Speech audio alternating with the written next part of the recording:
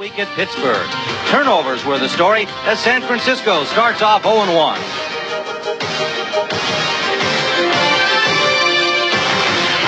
There is confidence in Cincinnati, too. Classy young quarterback Boomer Esiason leads the NFL's top offense of a year ago.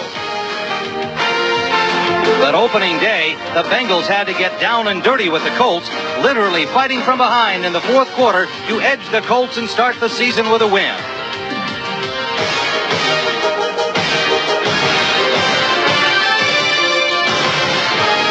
Week 2 in the NFL, and the biggest question remains, will there be a Week 3? A player strike looms Tuesday, and that makes today's game even more important.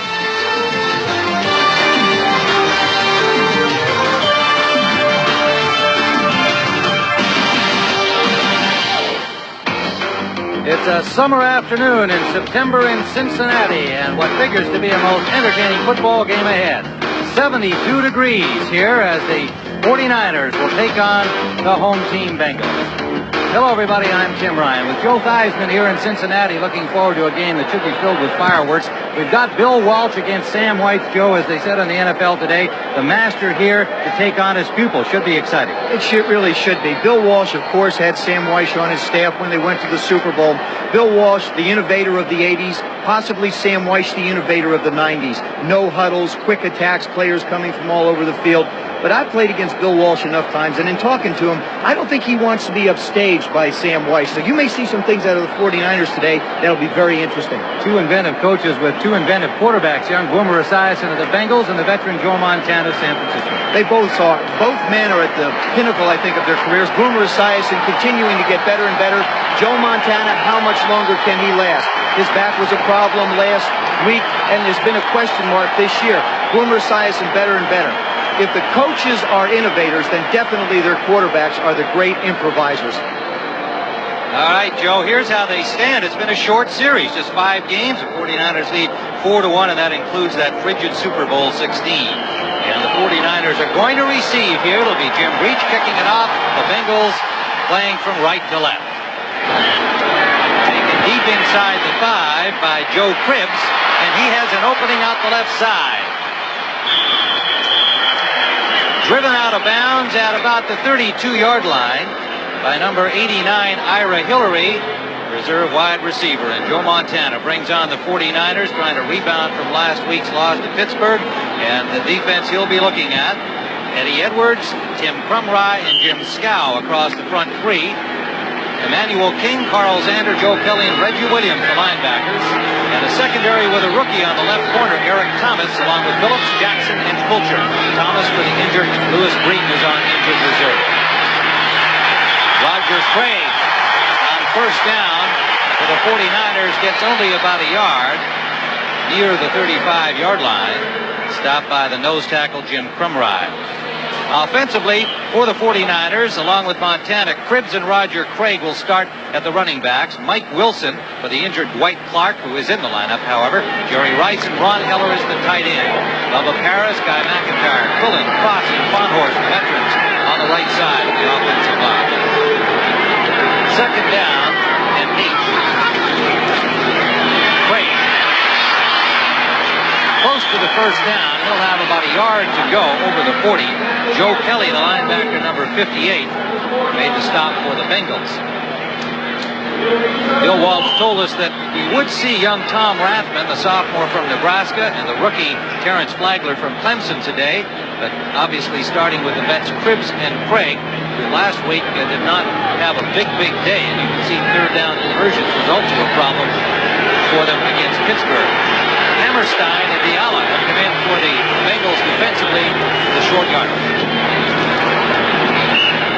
And the 49ers have picked up the first down at the 44-yard line. Roger Craig with the dive. San Francisco, as you can see, has come out and run the ball 3 straight times. This was something, only gaining 47 yards last week against Pittsburgh. They felt like they had to run the football to try and open up that passing attack. Craig had just 16 yards on 10 carries last week. Cribbs had 33 on 9 carries. That is not the kind of running 49ers need to set up the pass. This is Cribbs, and Cribbs works his way for about a 6-yard pickup to midfield. Running hard behind McIntyre and Bubba Paris. There you see the numbers for Cribbs, averaging just 3.7 on his 9 carries. Cincinnati's defense was the question mark for them coming into the season. They're very young, as we pointed out, and they are the ones that are going to have to pick up the slack for the Bengals and shut down this offense if they've got a chance in the ballgame. Second and a long 4 for the Niners. First possession. Great. Excellent pursuit by the Bengals defensively, and Reggie Williams, number 57, 12-year man from Dartmouth, leading the charge to drive him out of bounds after a gain of maybe a yard. This distance brings up the first opportunity for both the 49ers and the Bengals. Bengals are a blitzing football team. A lot of times when you blitz somebody, that means you wind up one-on-one. Can the 49ers spring Jerry Rice down the field one-on-one against one of the young defensive backs of the Bengals? We'll find out in a second. First obvious passing down, as there was virtually no gain registered. They're at the 50-yard line. Wide throw set. Intended for Rice and incomplete. Dwight Clark was down the sideline. Rice went inside, and Montana a little high for Jerry Rice. 49ers will have to punt. Max Runniger comes in, number 4, standing at his own 35-yard line. The deep man for the Bengals is Mike Martin. High punt. Runniger is down in the end zone and will be a touchdown. So the 49ers stopped on their opening series. 12:06 remains first period. We are scoreless. And Bill Walsh from the 49ers matching wits today against each other. Now here's this unusual scene you see here in Cincinnati. The offensive unit of the Bengals huddled on the sideline for that entire timeout. 49ers out there waiting on the field for them. Now the 49ers immediately run in 3 new substitutes to change their defensive unit. So the game of wits has begun between Walsh and Weich. First down, Bengals from their own 20-yard line.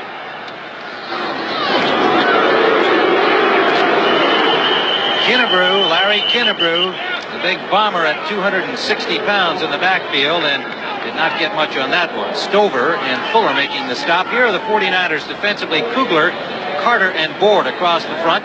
Linebackers Milt McCall, Jim Fonhorst just returned after being cut.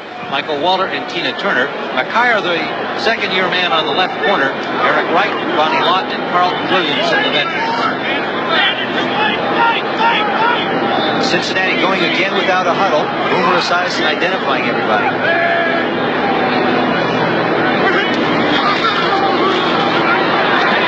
Good protection. Intended for Collinsworth, incomplete. Third down for the Bengals. Offensively, the Bengals starting out with Esiason at quarterback, Brooks and Kinnebrew, the running backs, Collinsworth, Eddie Brown, and Rodney Holman, the tight end. And their offensive line, Anthony Munoz in his first appearance back after being a holdout through camp. Blados at left guard today. Remington at center, Montoya and Walter on the right side. And that's probably the last time you'll see that group of men on the field at one time. There'll be a lot of shuffling by both teams. On third down, Esiason trying to find an open man. Brooks, he has him for a first down to the 40-yard line.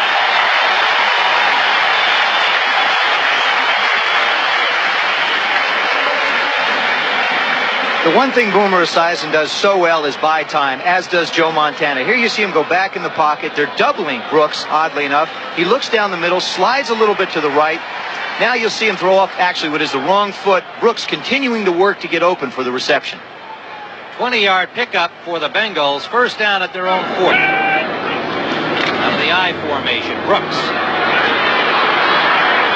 Tremendous pursuit by Michael Walter, the linebacker. 245-pounder from Oregon, showing some speed afoot, running him down one-on-one. One of the toughest things to do against the San Francisco 49ers is run laterally. If you're going to go at them, because of their defense having a lot more speed than, say, just size, you've got to match up one-on-one, man-on-man. Going laterally against them won't gain you a lot of yardage. It gained them none on that play. It's second down and 10.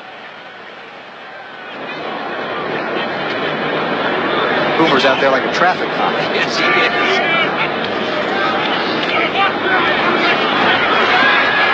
Steps up well and hits Collinsworth. Ellsworth at the 40-yard line of the 49ers. First down, Cincinnati. In Niner territory at 20-yard pass play. Eric Wright on the coverage, made the stop. Esiason getting great protection again. San Francisco's only rushing 4 linemen. And here you see him make the turn, Healy outside. He steps up in the pocket and just flat rifles this thing down the field. Well, when you see a guy's foot come off the ground that high, you know he's putting some mustard on it. Esiason, 6'4", 220-pounder, has got a lot of mustard to put on the ball. First down, Bengals at the 40-yard line.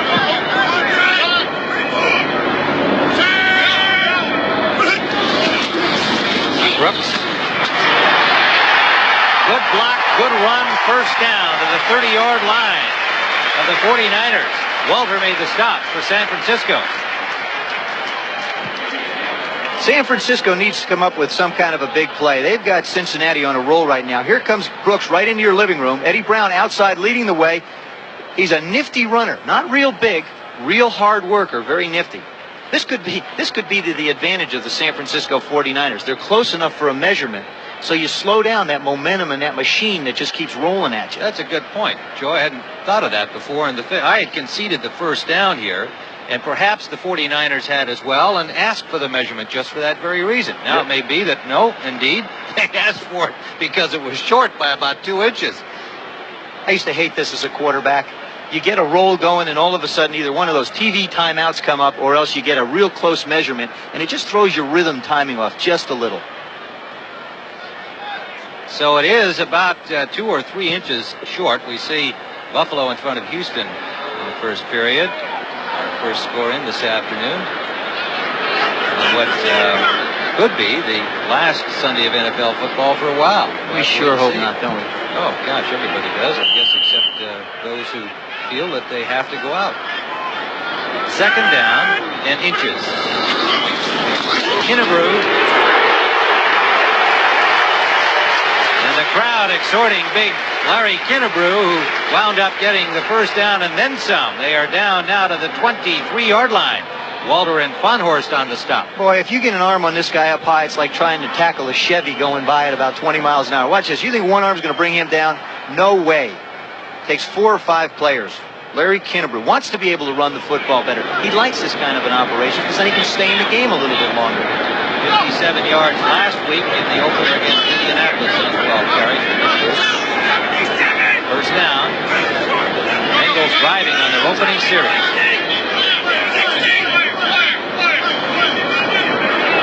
Much shifting and perhaps some confusion now. Brooks then drops the ball. Had to turn around for it. He was in the clear, but not a lot of running room ahead of him. Second down. Esiason that time took it. There's 30 seconds you're allowed from when the ball is marked for play to get the ball off. He took that one to 29.5 seconds, just before he got the snap of the ball. Sometimes when you rush at the end, it throws your timing off just that little bit. Last week he was 17 of 26 against Indianapolis.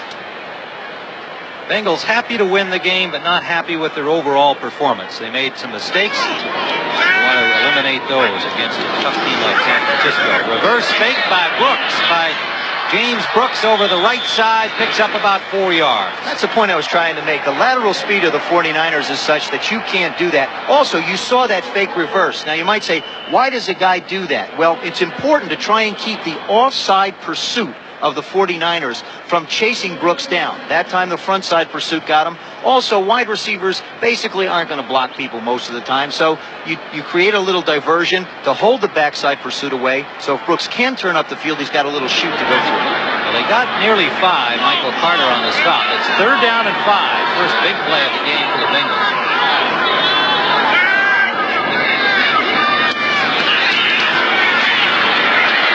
Sideliner completes then for Jennings. And it is a first down gain, but a flag on the play.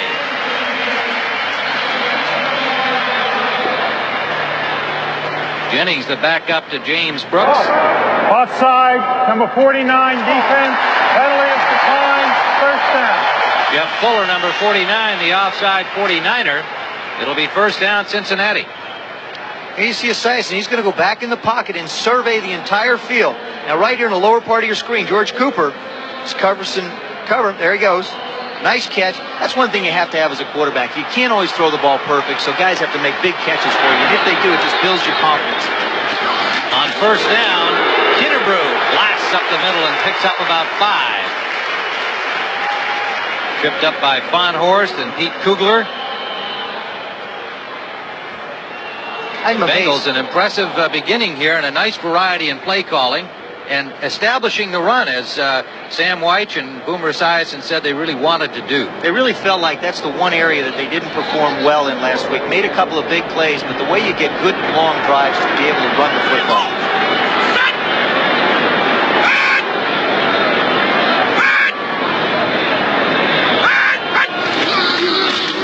Kinnebrew stopped short of the goal line. It'll be third and about a half yard for a first down. They need to get to the 1 to get 4 cracks at the end zone. Kugler and Board on the stop. Last week in their first 2 possessions, you can see the result. Impressive against the Indianapolis Colts. Which is a little bit uncharacteristic after last year. Last year, the Bengals only scored 69 points in the first quarter of their football game. So they're really not a quick starting football team. They like to take a look, they like to set things up, and then they start to explode. In contrast to that, in the second quarters, they've scored 126. But they seem to be off to the right start today. This has been a very impressive opening series. Green Bay in front of Denver in the first quarter. Brent Ford, 3-yard touchdown run. Rookie quarterback controls the pack in front of the Denver Broncos. Don Mikowski replacing, Randy Wright. More of a runner. He's the type of a guy who is a big play type of quarterback, not just a drop back passer, but a guy who moves around a lot. Green Bay's looking to get some infusion of excitement in their offense. 4 down linemen here as they try to stack up the Bengals.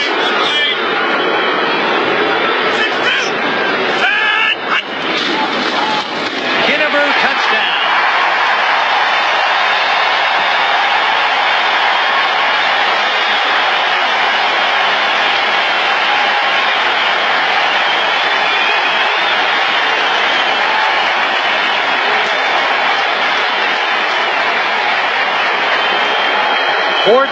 Plays the Bengals used up, running and passing, definitely establishing the run, and Larry Kinnebrew from 2 yards out has Cincinnati on top.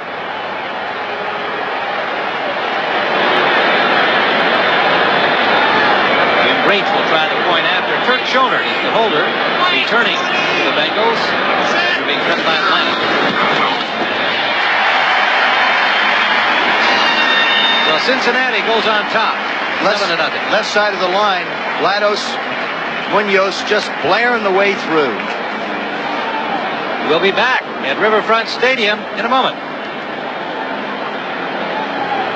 Taking the lead, 7-0. An impressive drive using 3 completions by Esiason out of 5 throws, 8 rushes, and 13 plays using up 5:31 on the clock. So they accomplished about everything they wanted to do. Joe, what's all that stuff on the field? Well, what happens is when Bengals scored, their fans threw all this paper out on the field, but they don't realize the hazard they've created for everybody out there. AstroTurf shoes are made to go on the AstroTurf, not on paper. The rookie Flagler nailed behind the 10 at about the 7-yard line. Ed Brady, linebacker number 55 on the hit.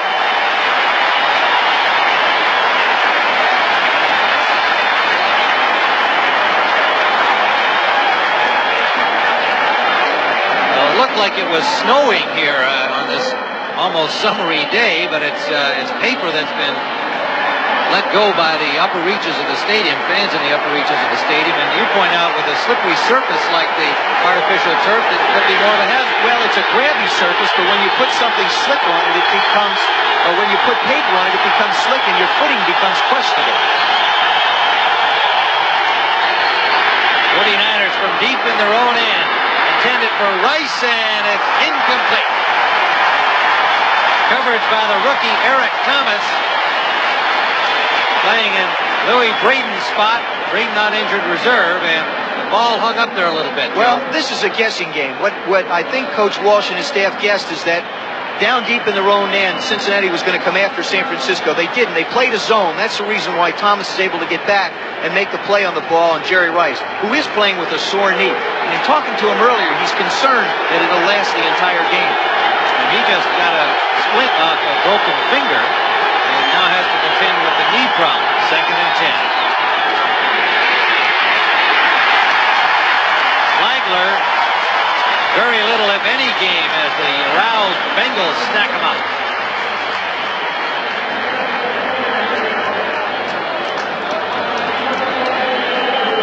Redskins in front of Atlanta 7-0 in the first period.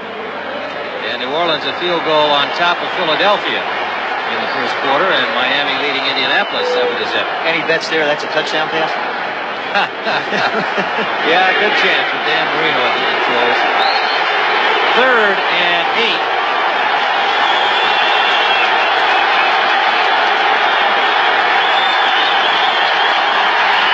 And Montana didn't like what he saw, took the safe route, calling a timeout. 5:33 remains first period. Bengals lead 7-0. We're not a company. Joe Montana moving towards the line of scrimmage. Now what he's going to do is he's moving his formation across. The 49ers do not feature a shotgun offense, but you'll see him back away from the center, setting everyone up. Now he surveys the defense. Now he's going to move towards the line to make an audible call. As you can see, Randy Cross turning around and signaling him, or Fred Quillen, excuse me, tell him, I can't hear you, come to the line. So they took the timeout. They face 3rd and 8 at their own 11. Incomplete. Intended, I believe, for Roger Craig circling out of the backfield. But tough Bengals defense stops the 49ers again. An unhappy-looking Bill Walsh. When he takes that headset off, you know he's not pleased. It also means he wants to talk to somebody besides the coaches in the booth, and it's usually you coming off the field, which is not a pleasant sight. And the first thing the coach has got is a question for you. Not an answer, a question. What happened? Runniger from the end zone. Lead man is Mike Martin.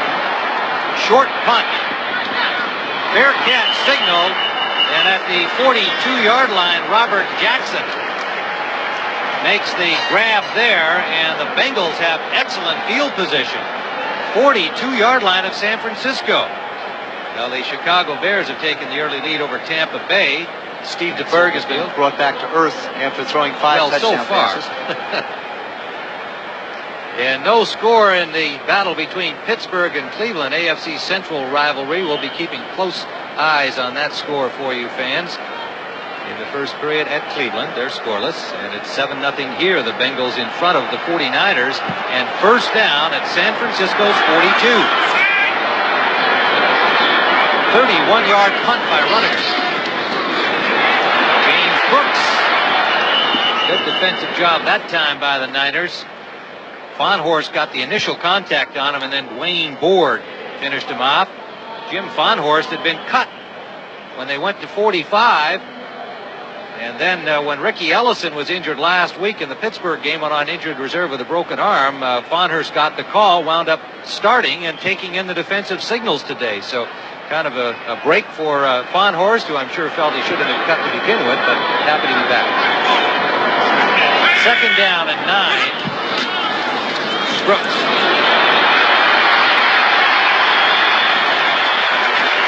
Forced out by Fonhorst. Short of the first down. It should leave 3rd and about a yard. See Michael Carter right in the middle. Now he comes out of this with a little bit of a ding. He's limping around now, but you see him firing. 3 people hit him. I wouldn't be a nose tackle if I had to come back in my lifetime for anything. Could be a hamstring, could be a knee if he grabs that part of his leg. Well, Carter staying in there, the tough nose man. Sort of a designated bowling ball. Take everybody that can hit you. 3rd down, about 2 for the Bengals.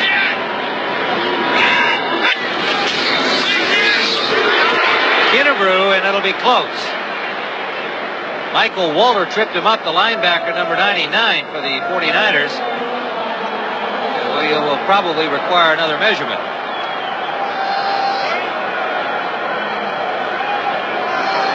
They are going to bring in the sticks. We see Houston and Buffalo are tied at 3. And Joe, you predicted that Miami's lead over Indianapolis probably came on a pass, and you were right. Dan Marino, 18 yards to Troy Stratford for the Dolphins score against the Colts. And Walter Payton has the Bears touchdown, and their 7-0 lead over Tampa. You can see the distance on to go for 1st and 10. Sam's not going to give this one up. I mean, this is one of those wonderfully inventive situations in a football game. It's 4th down and 1. You've got a young football team going against two-time defending Super Bowl champions. You've got to go for it, if for no other reason to give them some confidence. How inventive are you going to be on 4th and about a foot? Straight ahead inventive? Yeah, give it to Kinnebrew. Okay. How about Esiason for the 1st down to the 30-yard line? Hey, he's 220. Why not? Why not?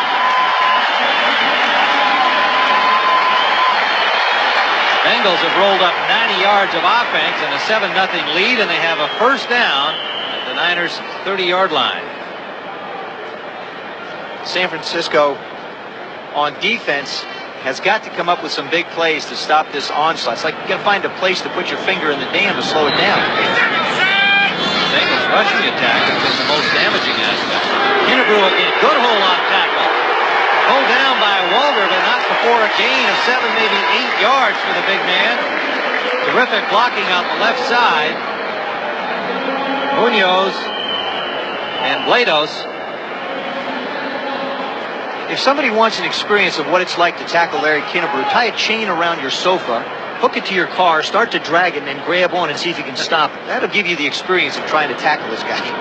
He's got 31 yards on 7 carries, and Brooks has 20 yards on 5 carries. 2nd and a yard. Brooks. He has it. Walter's there again. Michael Walter, number 99. 1st down. And here at Riverfront Stadium, with 2:56 to go in the 1st quarter, Tim Ryan and Joe Theismann watching an impressive offensive display by the Bengals of Cincinnati, leading the 49ers 7-0 and threatening again at the 18-yard line. A 2-yard touchdown run by Larry Kinnebrew accounting for their points. And they're doing it in a way which may seem uncharacteristic to Cincinnati fans, and that's on the ground, not in the air with a lot of movement, a lot of different formations. Quick drop, and it's out to Munoz, an eligible tackle making the catch, and the crowd will love that. Anthony Munoz. 1st down. That is simply accomplished by putting him on the line. You'll see him right at the lower right part of your screen, right in front of Keena Turner. He comes out just in the flat. Now, how can a tackle catch the ball? Very easily. He has reported to the official on the other side of the line, the tight end, whom you cannot see on the right side. There, Esiason just reads the coverage. But on the right side, the flanker has said, I am the wide receiver. The tight end then becomes an ineligible receiver, making Anthony Munoz, who is also a shortstop, catch the ball. 1st down, Bengals. Kinnebrew, this time nowhere to go. Good penetration by Keena Turner, number 58, allowing Ronnie Lott to make the hit. Well, you mentioned that he was a good shortstop. I mean, this guy is an extraordinary athlete. Sam White yesterday talking about him said, you know, you should see him play shortstop. This huge guy, it's hard to imagine his agility and his ability to go chase down a short fly out in the outfield. 278 pounds. And obviously, you saw a sample of his pass-catching ability. The Bengals now 2nd down at the 49er 5-yard line. 2 receivers out to the left. Good time for Esiason, and loose ball and incomplete. But off the hands of Eddie Brown, and it was banged away by Don Griffin. Oh, this is a heart stopper. There you are. You're going to see what Esiason sees now. Eddie Brown's going to come in from the left. He fires it. The ball is behind him. That's what Eddie Brown was upset a little bit about. Once you get an angle on somebody, and that time he had Don Griffin beat, once that receiver makes the move, the worst place you can put it is behind him, and worse than that, high. Ball goes up in the air. Cincinnati dodging a big bullet on that play. 3rd and 5. This is a big defensive play for the 49ers here. They can hold Cincinnati to a field goal, then they're not going to be too far back. Intended for Collinsworth, and a good rush that time by the 49ers. Milt McCall, number 53. Esiason had to hurry a little bit. Didn't look like Collinsworth was expecting to see the ball that soon. So it is 4th down. Big defensive play for the 49ers there as the Bengals have dominated. As an offensive player for the 49ers, you have to feel good about what your defense has done for you. Now you have to get everybody together and say, okay, it's our turn to pick it up. 23-yard field goal try by Jim Breach of the Bengals.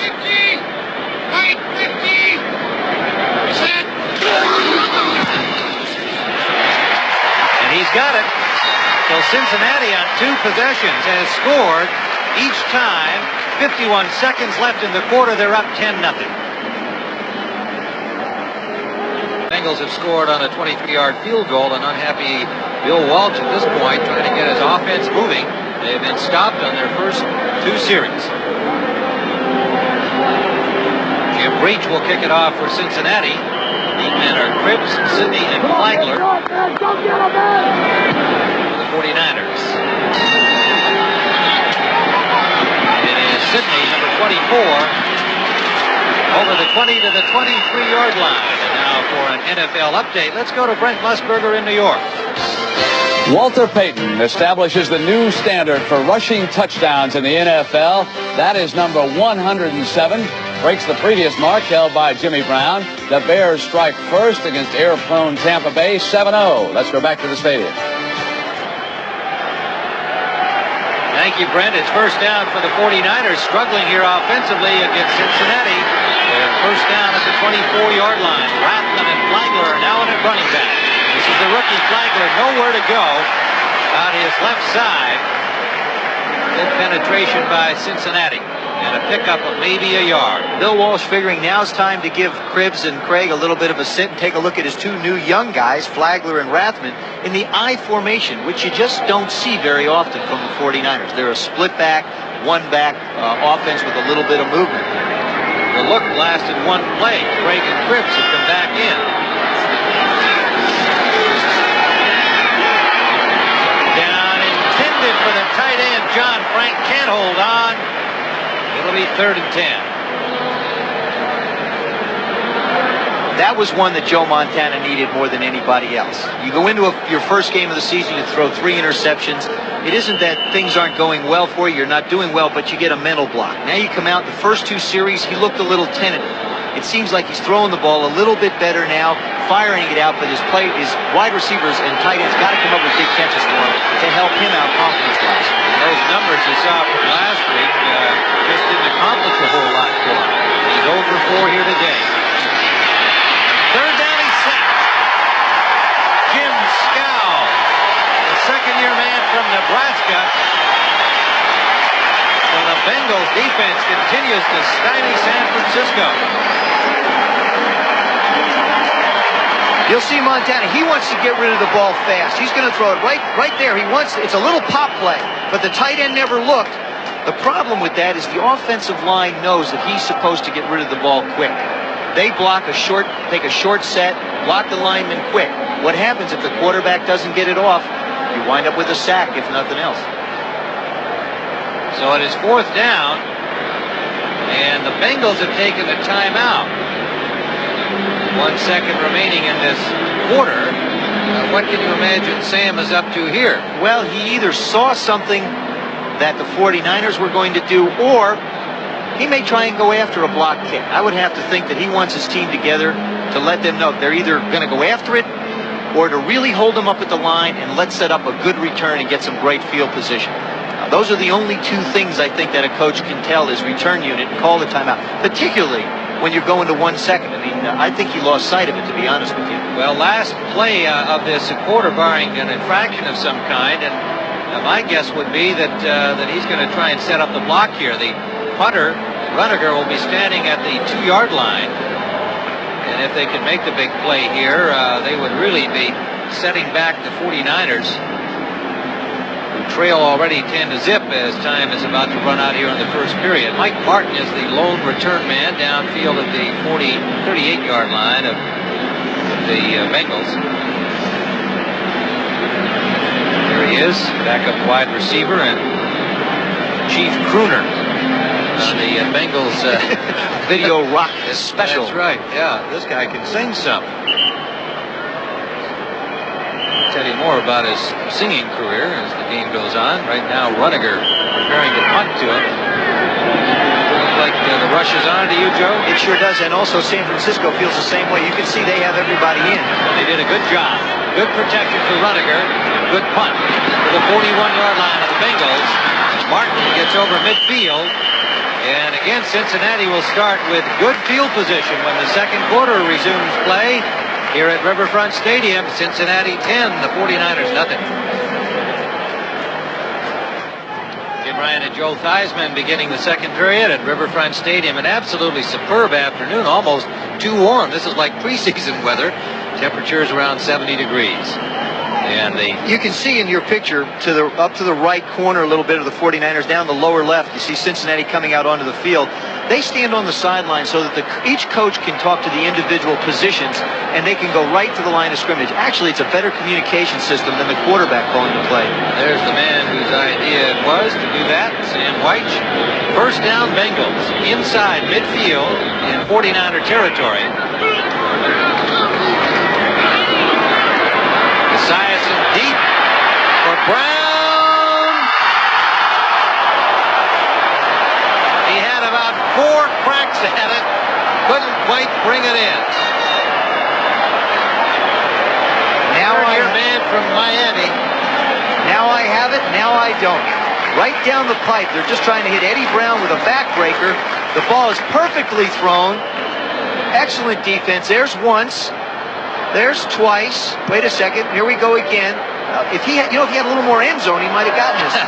And now it rolls out of the end zone. 2nd and 10 is all it turns out to be for Cincinnati. They're in the eye. Kennebrew is the lead back. Brooks eluded Keena Turner, but that forced him to go a little wider, and Ronnie Lott stopped him after a gain of 1. Here you see again, now the ball is just landing. You see it bounce 1, 2. Right about here, I thought he might have made it. But when you hit the ground, it throws off your sight just a little bit. It was a good kill in, I guess, volleyball. But credit to Tim McKyer as well, because he had the initial defensive job on him when the ball came down and made it difficult for Brown to get a clean catch. Eddie Brown, Chris Collinsworth, Ira Hillary, 3 wide receivers on 3rd and 9. Esiason to the short man, Brooks, and incomplete. He had a step on his defender, Tom Holmoe, but Esiason unable to get it there, and you see him shaking his head. Yeah, Boomer knows what he had that time. Brooks shook free, and anytime you get a back that can cross the field when the defensive secondary is in man-to-man coverage, if he catches a 5-yard pass, it becomes a 50-yard completion. That one could have gone a long way, and Boomer knows it. Esiason is now 4 of 10 for 59 yards. Montana's looking for his first completion in 4 tries. First punt of the day by the Bengals, and that is Greg Horn. The rookie punter, Don Griffin. Speedy return up the sideline to about the 27-yard line of San Francisco. This is the best field position San Francisco's had this afternoon.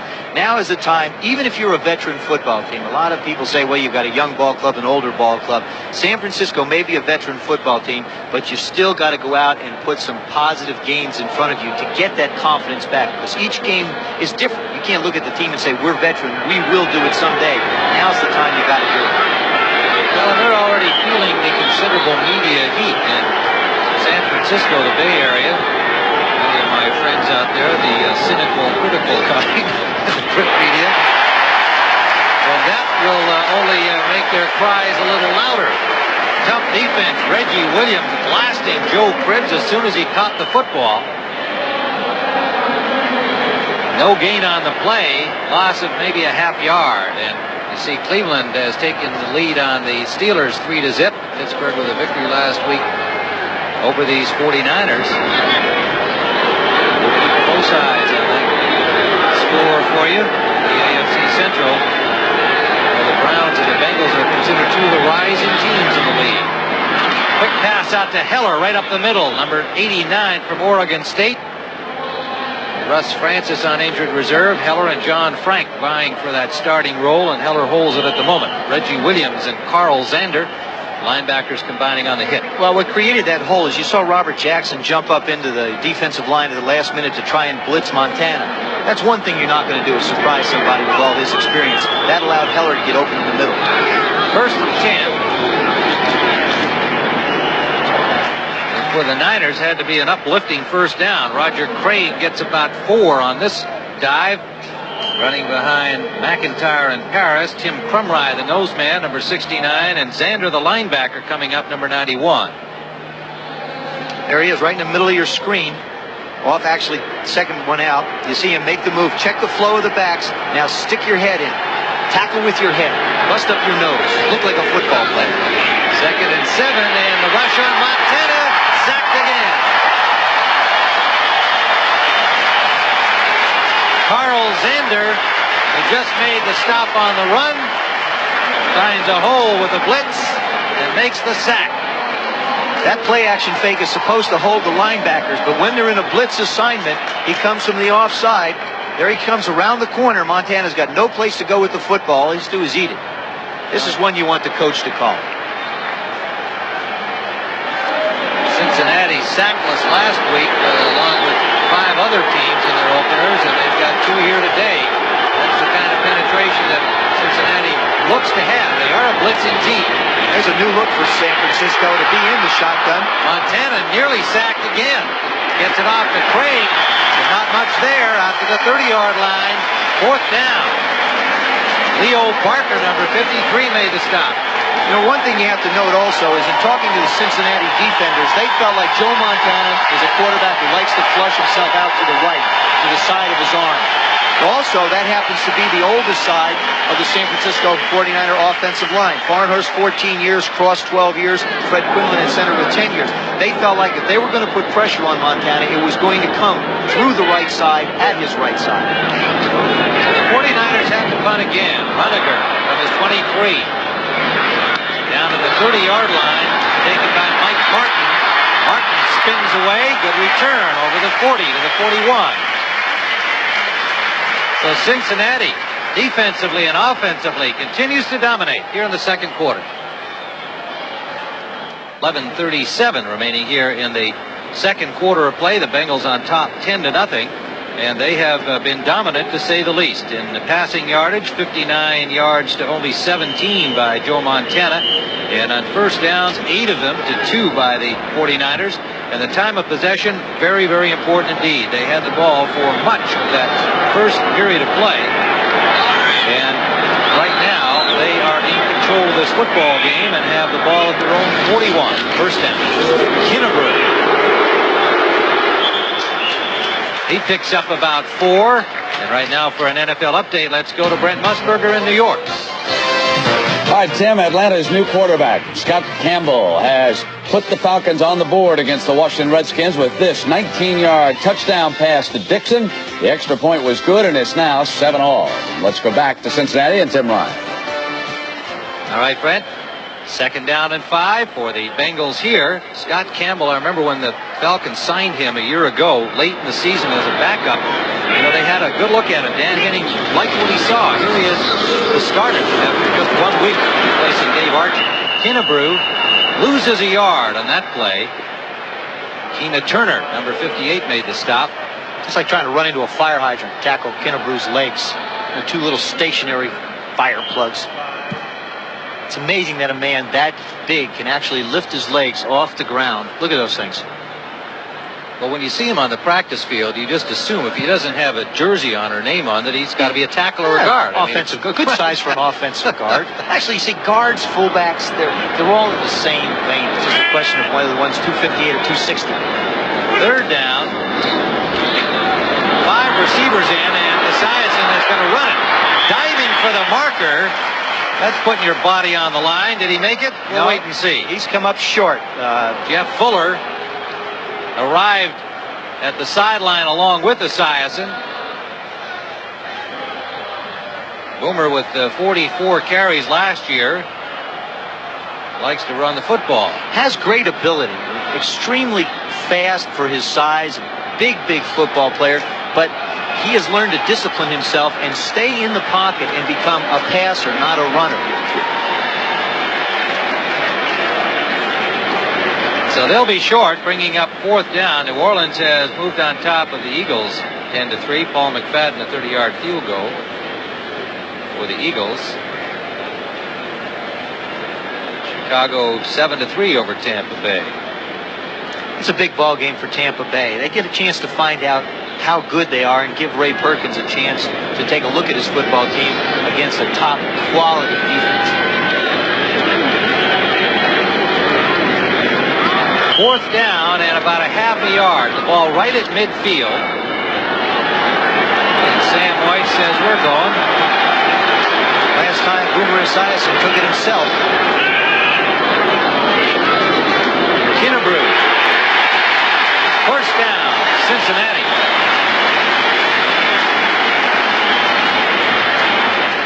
They haven't been able to stop him but once, about 2 plays ago, and they held him to no gain when he tried to go a little wider than he likes to go.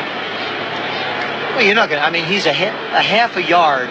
No matter what he hits, he could hit a building and it's going to move a half a yard. I mean, it's just, he has such power and such leg drive that he's the kind of guy to have in a short yardage situation. There he's got 40 yards rushing already today. Something the Bengals felt like they had to do, and that's run the football. They have done precisely what Sam White said they wanted to do. Run the football and stop the 49ers defensively. Get the blitz going. They've got 2 sacks. They are absolutely playing a perfect game for this club. Brooks. Nowhere to go for James Brooks. He's hauled down by number 91, Larry Roberts. The 2nd-year man from Alabama, their number 1 pick. Roberts been bothered with a knee injury last week and a little sore today, but he showed some good pursuit there. That particular play looks to me like the type of a play that could set up a run-pass situation. Anytime you see the back in a very simple formation, it gives the coaches a chance to take a look at the San Francisco pursuit and how are they going to play the run. Can we get the receivers in behind that pursuit? Talk about a spread formation. Look at what the Bengals have here now. 4 wide receivers. They've got spread literally sideline to sideline, and Esiason flushed and sacked. The 49ers finally get to him, and it is Jeff Stover. A holdout during training camp, got himself a nice new contract and jumped into action last week and comes up with a sack here. Well, when you spread 4 people out and you got your back going into the pattern, as you see Brooks start to set and take on defenders, it means one-on-one up front. That's very difficult assignment for the offensive lineman to have to take these guys that are banging them around. Stover had no sacks last week, which was a disappointment to Coach Walsh. So it is 3rd down and 20. For the Bengals, back inside their own 45. Esiason stumbled and gets more pressure and just got the ball away before Larry Roberts put the hit on him. And it'll be 4th down Cincinnati. So finally the 49ers defensively start to rise up and put pressure on Esiason. It seems like they've woken up. To be perfectly honest with you, the first quarter they just weren't in rhythm. They weren't in sync offensively or defensively. Now it seems like they've started to play. Also, Coach Walsh was counting very heavily on Larry Roberts to play a big game today, and so far he's getting it out of him. They had 5 down linemen on those last 2 downs in that pass rush situation. Greg Horn, the rookie from Arkansas, lofts a dandy. It lands at the 5 and goes into the end zone before the on-rushing Bengals can stop the ball. So we'll be back in Cincinnati with 7:48 to play, first half, in a moment. Steve Scott, Steve Ovett, and my Westchester County neighbor, Eamon Coughlin. 2 o'clock Eastern time, 3 o'clock Pacific time. Those guys get after each other and they run straight down 5th Avenue. That is a fun thing to watch. Michael Carter was missing on those last couple of defensive plays for the 49ers and does have ice on his knee, and that would be a loss to the San Francisco defense. On 1st down, Montana, deep sideline, and it's complete. Jerry Rice hauls it in at the 36-yard line of the 49ers. 1st down. There goes Joe Montana is just going to set excellent protection This is something he really needs to get his confidence back. Makes the big long throw, one of his favorite throws, the big comeback on the outside. There you see Jerry Rice going up, making the catch. First and 10, 49ers coming off a good defensive series against Cincinnati. Let's see if their offense picks up, but there's a sack immediately. A blitz from David Fulcher, the safety, number 33. Third sack of the day by the aroused Bengals defense.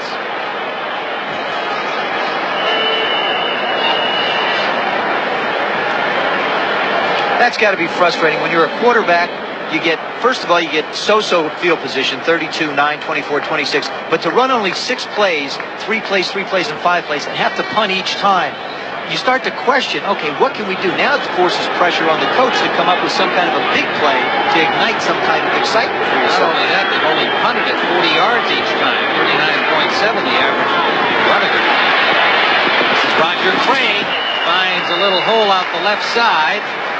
Picks up about 4, maybe 5 yards. It'll leave third and about 11 for San Francisco. Joe, certainly you have to be impressed with Cincinnati. They seem very ready for this football game today, and that little extra tingle between Weich and Walsh, and so far the student is doing very well against the teacher. I think the players on the Bengals team have also realized that Sam wants this one especially against Bill because they have been coach and teacher. So far, it's been done out on the field by the Bengals offensively and defensively. It's third and a long 11. Montana under pressure finds his man Wilson. First down, San Francisco at their own 47-yard line. Now that's the Montana style. It is, well, it is, but he'd rather prefer to see their completions instead of spend all the time on the ground. It becomes nerve-wracking. You know, you say, well, the quarterback gets hit every now and then when he throws the ball. Every time Montana's put the ball up, he's had somebody in his face. That time he had to dance around to get the pass off. It becomes wearing on you as the day goes on. His offensive line's got to give him better protection. Montana didn't feel that he had as bad a day as was described last week against Pittsburgh. And he knows he's got to prove it today. Joe Cribbs picks up about 3. And they are over midfield into Cincinnati territory. 5:11 to go here in the first half of play. New Orleans and the Eagles are now tied up at 10 apiece. New Orleans, of course, being the only team in their division last week to win a football game. One thing that looms very much as a big plus for both the Rams and the Falcons and the 49ers. It is second down now and about 6 yards to go for the San Francisco 49ers.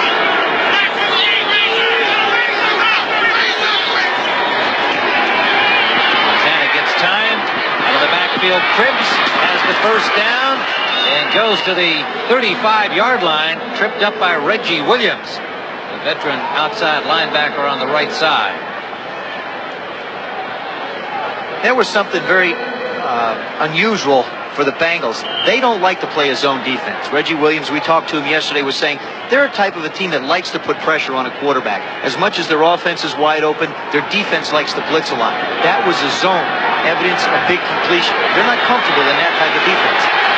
First down, 49ers on the move. John Frank, the tight end, in motion. Roger Craig, forced wide. Good defensive work. Beautiful tackle by Carl Zander. The pressure created by Eddie Edwards, the veteran left defensive end, number 73.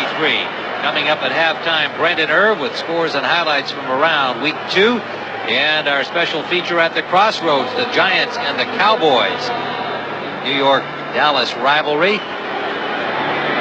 We discussed one apparently going one way, the other questionably if it'll go the other way. They will meet later this afternoon on our doubleheader game on CBS. Second down and 13.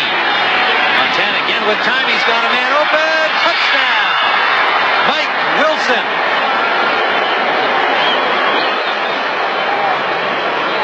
So the 49ers finally put something together and a super pass.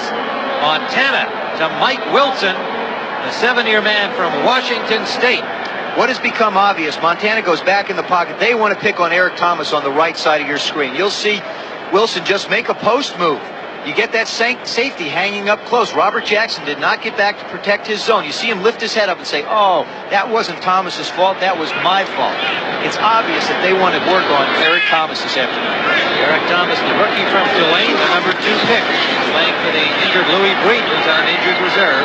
Ray Wershing with the point after, and we have a new football game as the Niners are now down by 3.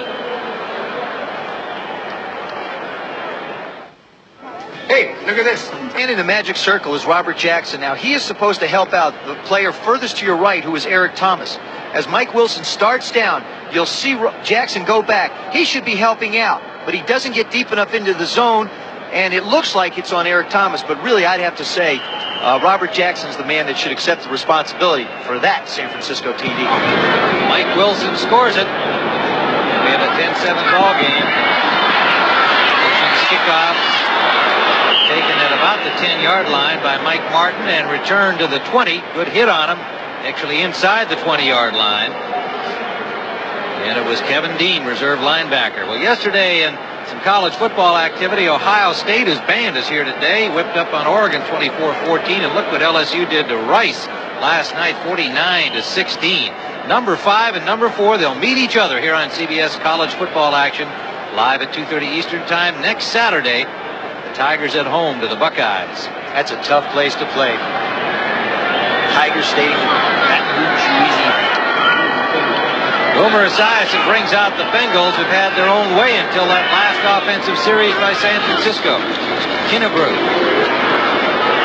met at the line, but just bowled his way for about 3 yards, carrying Michael Walter, all 245 pounds of him, along with him. You don't tackle him, you stun him. You hope to. You hope to stun him. It's like watching a rhinoceros move. You know, they shoot him with a stun gun. He still takes a few steps and then falls forward. That was what that one looked like. There's Michael Walter, who did the stunning.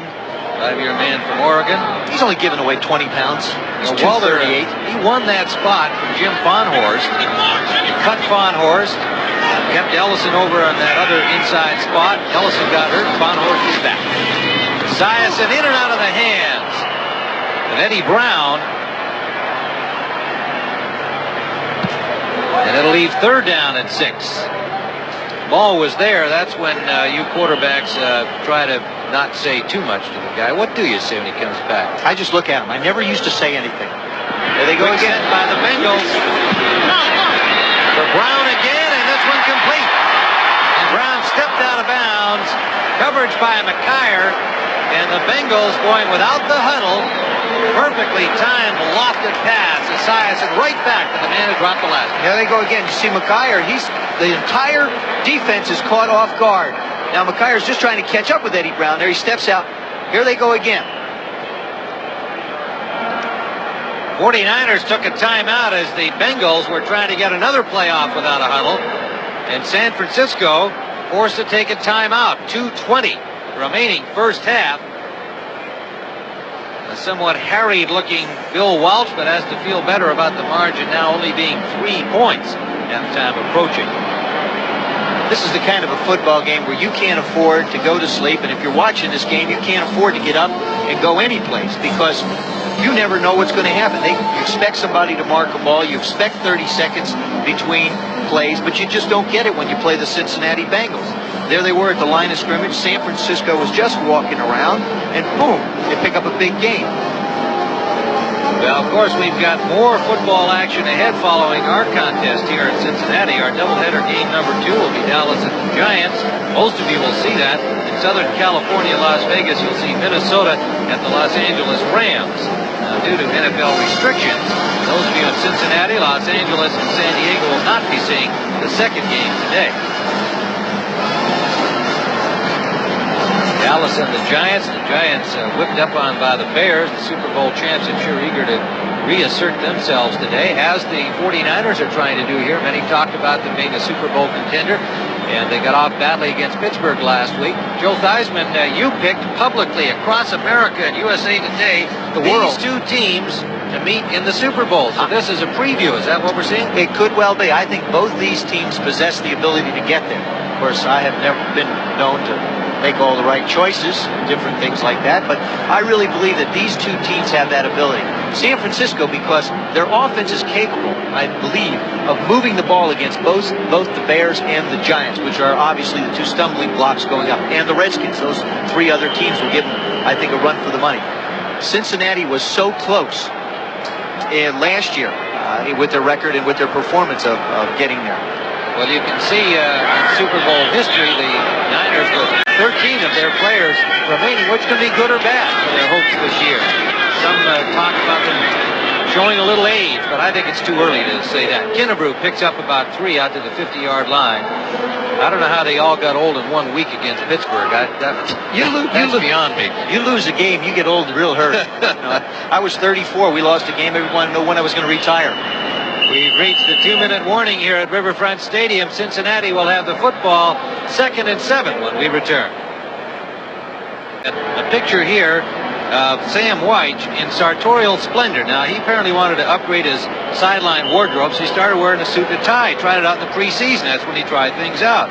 Well, after a couple of hot days, that was his viewpoint on wearing a suit on the sidelines. He just said, I'm sweating out there too much to wear a suit. I'm going back to something comfortable. So there's Sam in his current attire. 2nd down and 7. Brooks in motion both ways. Esiason will be sacked. The flag is down just as contact is made on the quarterback. The flag was upfield over the line of scrimmage. And it was Larry Roberts coming up with the sack, and offside is the preliminary signal against the 49ers from referee Bob McElwee. Cincinnati had a couple of infractions so far. Only a few. First half almost gone. That's evidence of two very disciplined teams. Indeed, that's the first penalty. First penalty of the first half. So the sack is nullified, and it leaves 2nd and 2 for Cincinnati, now at the 49er 46-yard line.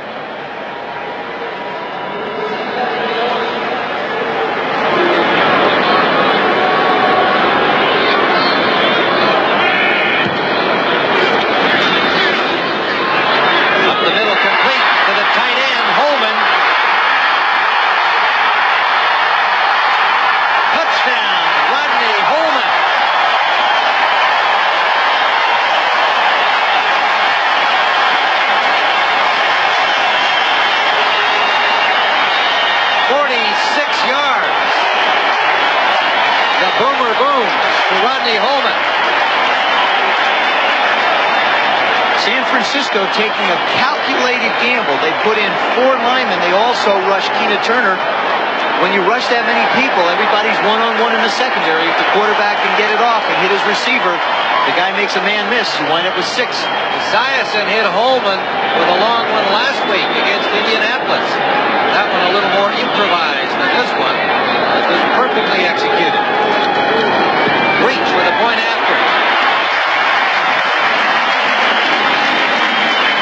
There you see the pressure that Esiason's going to get now. Larry Roberts is coming around scot-free, but Esiason just does get it off to Holman. He makes a move, and there he goes. Fuller's not going to catch him. Ronnie Lott can't catch him. So the Bengals go back on top. Down the middle. Now, Keena Turner had him in coverage and just couldn't stay with him. Ronnie Lott, not a very good effort at a tackle, and Fuller's not going to catch him. These big guys rolling towards the end zone, nothing stops him. You know, Rodney Holman, not exactly a household name among the tight ends in the league, but the Bengals feel very strongly that he has just continued to develop and develop since being their 3rd pick in 1982 and is quietly becoming one of the very effective tight ends. You can see that he's got good speed for a big man. 6'3", 240-pounder. Short kickoff taken at the 30-yard line by Terrence Flagler, the rookie. And the 49ers with 1:42 to play in the half have a good place to start from at their own 31. Don't forget at halftime, Brent and Irv will bring you completely up-to-date scores and highlights around week 2 in the NFL, and a special look at the Giants and Cowboys rivalry, where they are this season in the NFL. And they will be meeting later today on our doubleheader game. This was always the most enjoyable part of a football game as a quarterback. It's the 2-minute drill, 1:42 actually to go in the half, and Joe Montana runs this part of the offensive game better than anybody in football. You'll see them, they're in a shotgun, which is a little bit of an unusual formation for them. Low snap recovered by Montana. He's now 8 of his last 8. Out to Roger Craig, stopping the clock and picking up about 5. 1:36 to play. So Esiason, as the Bengals had grounded out on their first 2 series, producing a touchdown and then a field goal by Breach. This time they struck with the big play, although I don't know that you would expect that one to go the distance, throwing that little short pass to the tight end up the middle, Joe. No, not when you got a lot. You see, you got a lot in the middle to make the play. Holman just did a great job of avoiding when you get in the end zone. So it turned into a big play.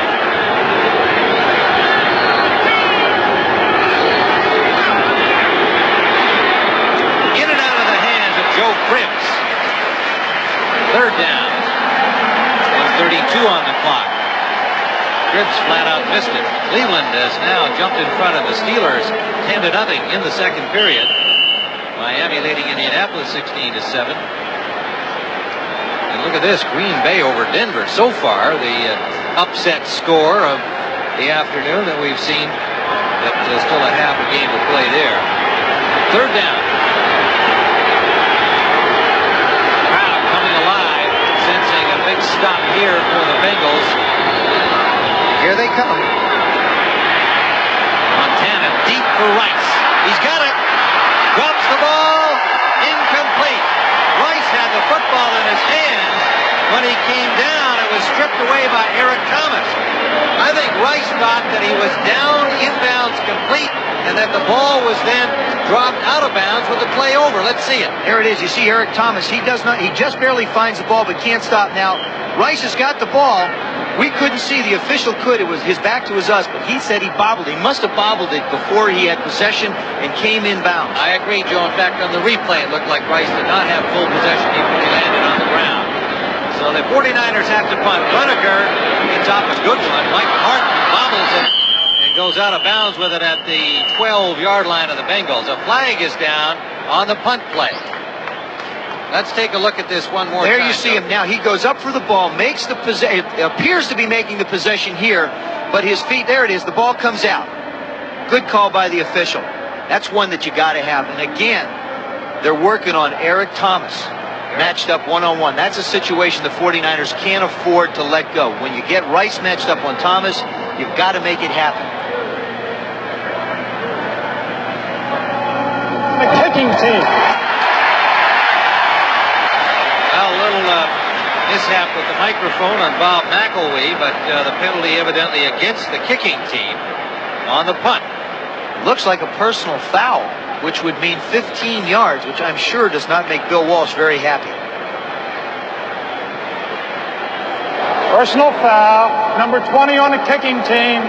15-yard penalty. Free kick. Torrey Nixon, the personal foul against the 49ers, and they will have to kick it over again. Cincinnati getting a yeoman's effort out of their defense this afternoon, which, you know, if you rate a team, you look at offense, defense, and special teams, you'd have to say Cincinnati's #1 weapon is their offense. Their #2 weapon was questionable, and that's their defense. And their special teams, which has played very consistent here, was an area that they're just starting to work on. Newly hired coach Mike Stock, who I can credit for teaching me about punting. Not a credit he wants to hold. I don't think Mike wants that one, but yes, he was one of my punting coaches at the University of Notre Dame. He will handle the special teams. So it's still a young football team, the Bengals are, but they're gaining a lot of confidence against a very good 49er ball club. Runaker will now have to punt it from back near his 5-yard line. He'll actually hit it over the 10. And I would expect the Bengals to be trying to rush again here. They had an opportunity earlier, but there was good blocking. This one a little closer, and the punt a little shorter. Martin signals fair catch at the 44-yard line of the Bengals with 1 minute and 8 seconds still to play. You just don't realize how important that penalty is for the Bengals and against the 49ers. He picked up almost 20 yards without ever taking a step. All he did was catch the ball. So you think the kicking game is a place where you can take a shot at a guy or try and get even or get a little overzealous. It just doesn't work. You hurt your ball club. Every play is so important. Well, you know, Runaker got off a good punt on the preceding play. This time he hit it only 36 yards. Esiason on first down, rolling, and the pass is caught by Mike Martin. It was low, but evidently it was good. And close to first down yardage. Timeout Cincinnati. With that kind of an offense, you may wonder, well, why don't they just line up and go? You're getting into scoring range. You take your time, you organize. Now I'm sure they're going to call at least a couple plays on the sidelines. Sam looking at his chart. Believe me, all the things up and all the numbers up on that chart mean an awful lot. Well, we've got a football rivalry here between Cincinnati and San Francisco at Riverfront Stadium, but meanwhile in the National League West baseball, they are also battling each other this weekend, and the Giants came out on top of the Reds 5-1 yesterday. You can see, however, the Giants are not too concerned about Cincinnati because the Reds are 9 games back. Time running out on them. It'll be second and about a yard here, and as you point out, Joe, they've had opportunity here to organize how many plays, you figure? Two. Yeah, well, normally you'd tell them, okay, we're going to run one play, then I want you to get to the line of scrimmage, we run another one. And if that's complete, I may throw it out of bounds. Alert your players to 2 or 3 plays. Esiason takes off and is close to being over the line of scrimmage. In fact, he was. The pass intended for Brooks, incomplete. And Esiason lost sight of the line of scrimmage, and the flag was thrown, and I am certain that'll be the call. Illegal forward pass is the preliminary signal from Bob McElwee. That hurts the ball club. Well, you know, sometimes you get there, and you out of the corner of your eye, you think you're close. Just barely out of the corner of your eye. That time, I think Boomer could have picked up 10 illegal yards forward running. pass and beyond the line. Number 7, 5 yards, and they lose the down. There you see him step up. Now he goes back in the pocket. He's flush. The 49ers have a little trick on. Right at that line, just before he lets it go, the second line back was where the line of scrimmage was. So it's third down. Esiason gets it off to Brooks.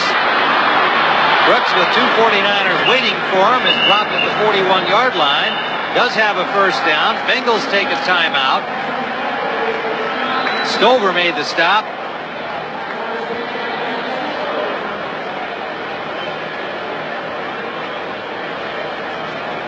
40 seconds remains. And they've used up their final timeout as Esiason talks things over with Sam Wyche on the sideline and the rest of the coaching staff. Philadelphia ahead of New Orleans. That's been a good football game. Seesaw battle there between the Saints and the Eagles. 2 of the newer coaches in the league, Mora and Buddy Ryan, the newer head coaches. Eagles a much improved football team. As are the Saints. They play in that tough NFC Eastern Division. Beginning to serve notice. You know, I see big number 7 here. When we asked him yesterday, well, I asked him, you know, he played at University of Maryland. I said, well, I guess you took that number 7 because Joe Theismann was your idol, right? Wrong, he said. No, that's it. Burt Jones. Burt Jones was his idol in his great years with the Baltimore Colts. And his girlfriend then, who's now his wife, also liked Burt Jones. So, James Brooks on a little inside draw gets about 6 yards, and there's a flag on the play at the 35-yard line of San Francisco. Kevin Fagan, number 75, and Keenan Turner, number 58, made the stop. Face mask penalty against the 49ers. Well, when it goes wrong, sometimes it just stops. That's frustration. 5-yard face mask foul. 75, defense. Kevin Fagan, first-year man from Miami, a draft a year ago, spent the season on injured reserve. Number 75. Just see right at the right of your screen. Just could see that hand up there real quick. You just can't do that. You just can't tear a guy's face off. Don't allow it. First down at the 30. Quick pass from Esiason to Brown. Cannot hold on. Clock stopped with 31 seconds remaining first half. What you'll see now is you'll probably see the Bengals try and work towards the sidelines. They have no timeouts left. They could conceivably run 5 or 6 plays if the receiver can get out of bounds and stop the clock. But they're going to have 1 or 2 to take a shot at getting the ball in the end zone to try and get 7 on the board at that point. Esiason, another short drop. Gets it out to Collinsworth. Collinsworth hit immediately. Picked up about 6. Nowhere to go, and time ticks on now. They have no timeouts left. They send on a whole batch of substitutes here to try and get the field goal unit on and the ball up in the air. Jim Breach will be attempting from the 32-yard line. 9 seconds left. Schoenert will hold. And he's got it. Jim Breach, second field goal of the first half. Excellent execution getting those players on the field. And the ball off and leaving 2 seconds on the clock. That is what coaches practice on a Friday afternoon or a Saturday morning when they have their special teams out. They line everybody up, they put a clock on it, and they figure out exactly how much time they have to get their unit from the sidelines lined up and the kickoff. 42-yard field goal by Jim Breach. He's excited about this ball game too. Schoenert keeping an eye on the ball. Yes, sir. Look at that. Look at that exuberance. Look at that excitement. You know, this has been literally a letter-perfect half for the Cincinnati Bengals with the one small defensive setback, the one that led to the scoring pass. Thomas and Robert Jackson having their problem on that one pass. But otherwise, offensively, they've done what they wanted to do. And defensively, they've held the 49ers to just the one touch. That's right. And offensively, the 49ers have dropped balls. They have not been able to come up with big plays. In a game like this, when you're struggling, you need one individual to either make a big catch or a big run or a big throw. Montana's put the ball there a couple times. We saw Franks drop one, Rice drop one. The touchdown pass to Wilson was a touchdown, but you need more big plays. 2 seconds remaining. Breach, low line drive kickoff, trips at the 17-yard line.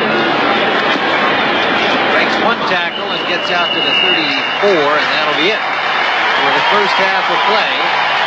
And the Cincinnati Bengals receive a standing ovation from their crowd. We have a flag on the kickoff play, so this half is not over after all.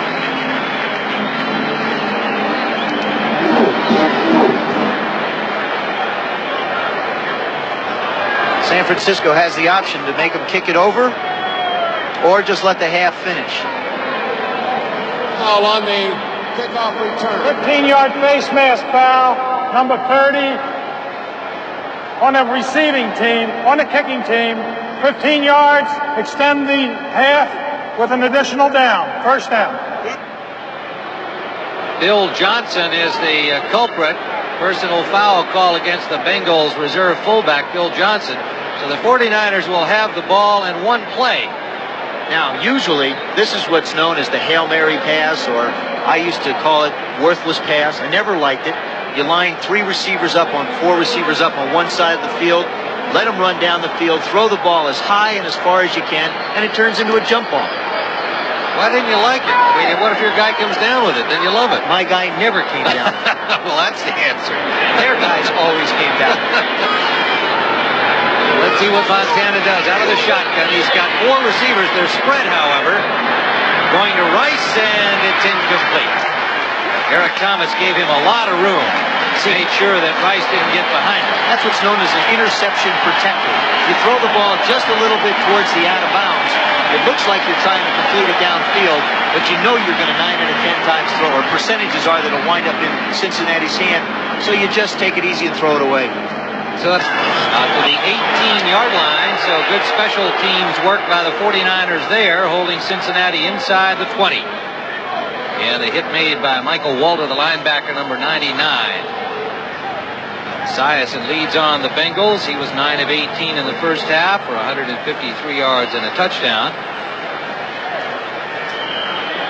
Terrific guy to sit around and talk to. He's very agreeable and opinionated. I think also, too. He has definite opinions on a lot of different things, and very intelligent. Very intelligent. On first down, Killebrew. A pickup of about 7 out near the 25-yard line. Walter is there, and Wayne Board, the right defensive end, number 76. In a lot of offenses, what the coach will do is they'll signal into the quarterback. For example, when I played in Washington, the plays, the blocking, the numbering system, everything else. With the Cincinnati Bengals, they make one slight motion, and Boomer has 6 or 7 options of which he'll make the call at the line of scrimmage. Second and a long 3. Michael Carter has returned, and he makes the tackle behind the line of scrimmage. Number 95, Carter, who left the game in the first half, with a sore knee, which required some icing, is back out there, the 4-year man from SMU, and holds the Bengals to a loss of a couple. That's a 530-pound collision. I'd like to be in the middle of that. Carter at 290 pounds. 3rd down and 5 for the Bengals. Kennebrew in trim 260. Yes. 4 wide receivers on 3rd down. 1 setback. Early motion apparently by the Niners. Out to Brooks, incomplete. Good rush up the middle by Keena Turner of San Francisco. San Francisco showing great composure. Esiason trying to pull him off with that staggered long count, but San Francisco jumped off. They are allowed to get back on. A lot of times the quarterback and center have a little routine, whereas if the center sees the guys jump off, even if the quarterback isn't ready for it, he'll snap the ball. That's not the case, obviously, with Cincinnati.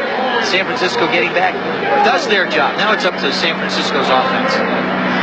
Greg Horn, the Arkansas rookie, averaged 52 yards a punt in his debut last week.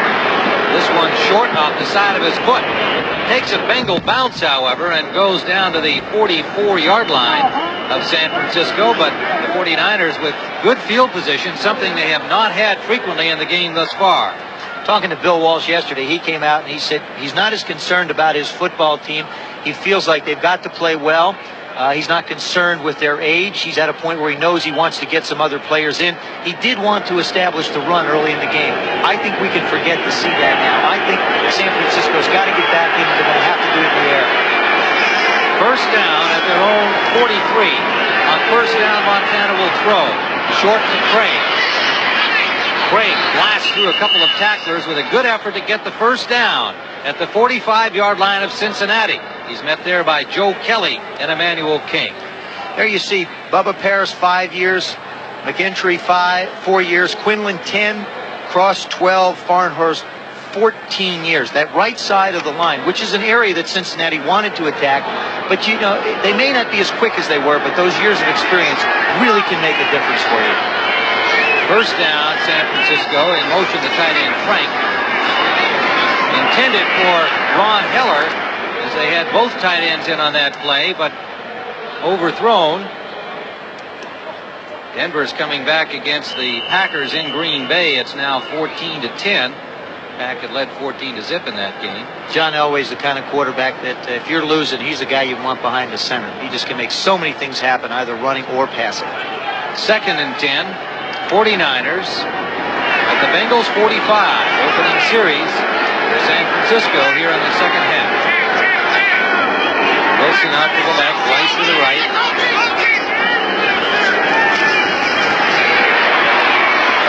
Jerry Rice, 1st down yardage at the 34-yard line of Cincinnati. That an audible there, Joe? That was also an audible. Joe saw as Carl Zander going to be on a blitz. He just did a great job of throwing that football. As I mentioned before, a lot of times the only thing we get to see as fans is the ball coming out of the quarterback's hand. Of course, the camera shows where the ball lands. But again, Montana continuing to take hit after hit. It's got to affect them as the game goes on. 1st down, Niners on the move in Bengal territory. Play action. Montana deep for Rice. He's open. Touchdown.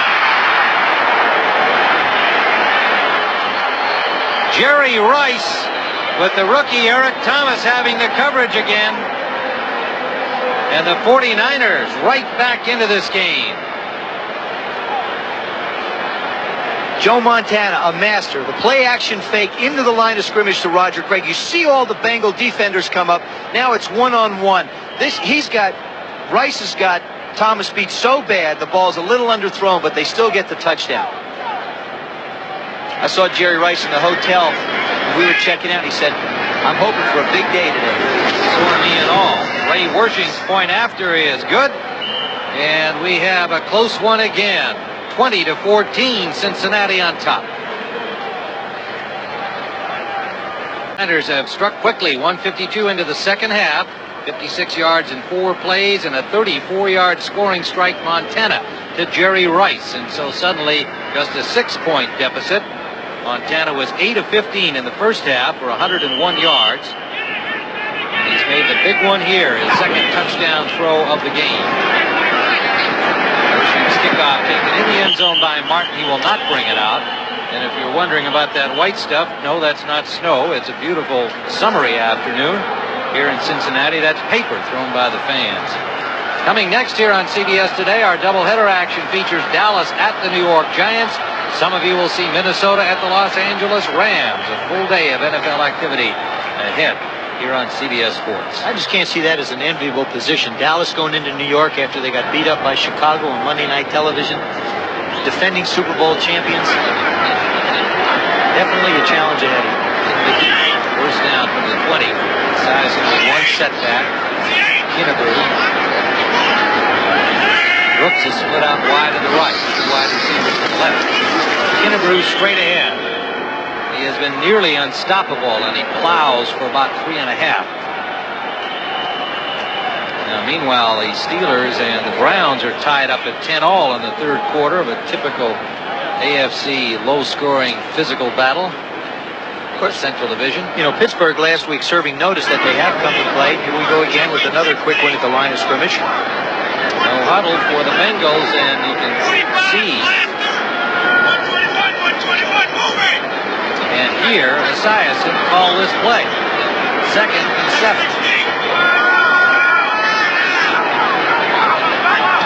Tight end in motion. Holman. Pass to him is caught for a first down. Fuller bulldogs him down, but he had the first down yardage at the 31-yard line.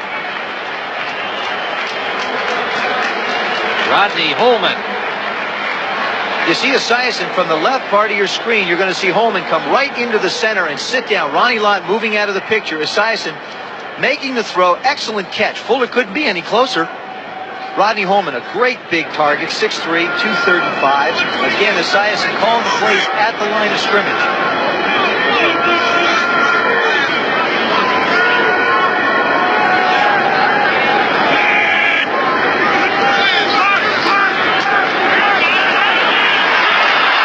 Esiason again close to the line of scrimmage. Man open. Brown got the football. However, it was an illegal pass. He did it again. In lieu of trying to run and pick up the yardage, he's lost track of where the line of scrimmage is, which is the 32-yard line. Stepped past it. Bang. Penalty, 5 yards, loss of down. Here you see Esiason again. We talked about him moving around in the pocket. Now he's way past the line of scrimmage, makes the throw. 2 big opportunities for Cincinnati. Thwarted by a misjudgment, nothing more. Well, it looked like in both occasions he was really thinking run when he saw that space in front of him. Then he spots a receiver wide open and says, gosh, I can't pass that up. I got to throw the ball down there. It's like the message doesn't go. The message doesn't go from the mind down to the feet to stop. Not in that case. Here's the infraction. The illegal forward pass with a loss of down will be accepted. 5 yards from the spot of the pass, loss of down, 2nd down. So the 49ers declined the first penalty against Cincinnati, but took the second one. It'll be 2nd and 15. And the ball is now back at the 27-yard line of the Bengals. 10:48 to go, third quarter. 6-point lead for Cincinnati. That pass picked off by Keena Turner.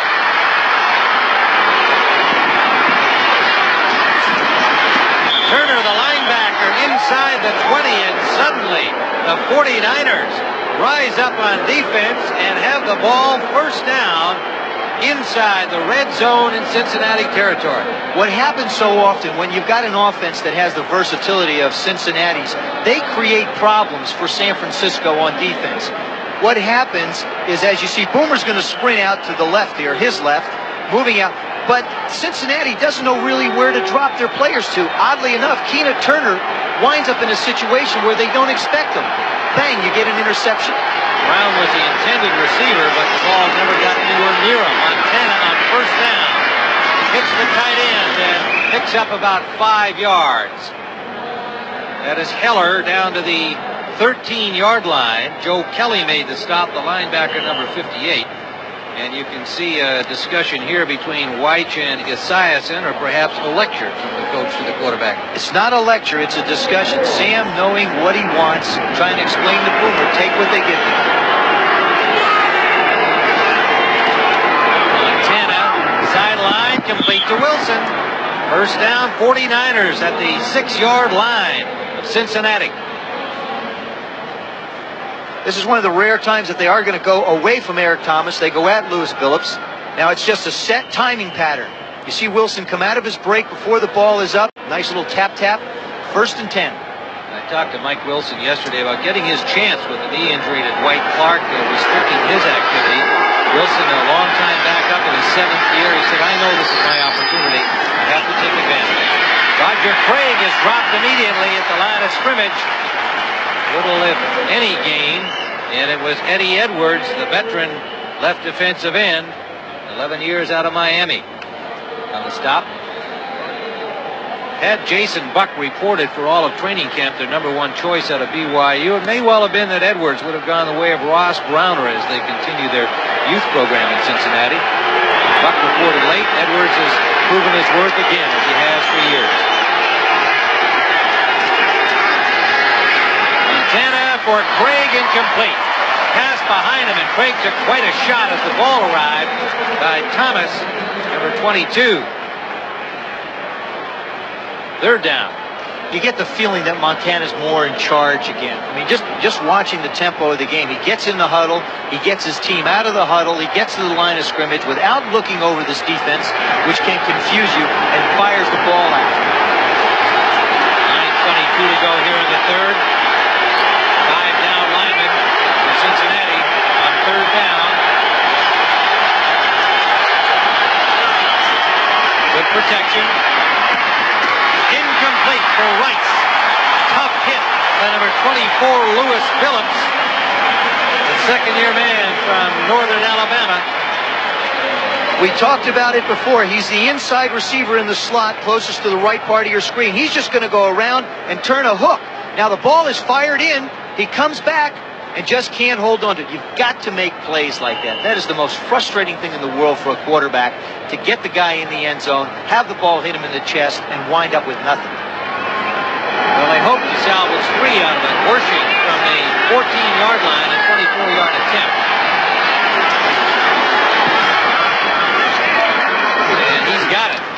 So the 49ers continue to cut into the Bengals' lead. It is now 20-17. We are live at Riverfront Stadium in Cincinnati, watching the Bengals and the 49ers, and suddenly the 49ers have cut into the Cincinnati margin.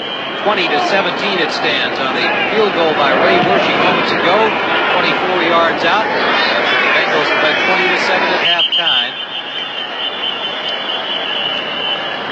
Now, a kick like that doesn't seem like much, but to Bill Walsh, who's not been getting the distance out of Ray Worshing that he had hoped, having 2 kicks get into the end zone means that the other team can't return them, and you start at the 20-yard line. It's a big plus having somebody go 80 yards. Well, one thing that must be said about the 49ers' problems in the first half, they had bad field position. Now suddenly the Bengals twice in a row have had to start from deep in their own end, and 49ers seem to be pressuring defensively and making it tougher on the sides. We have just a 3-point lead now by the hometown Bengals. They had a solid first half against San Francisco.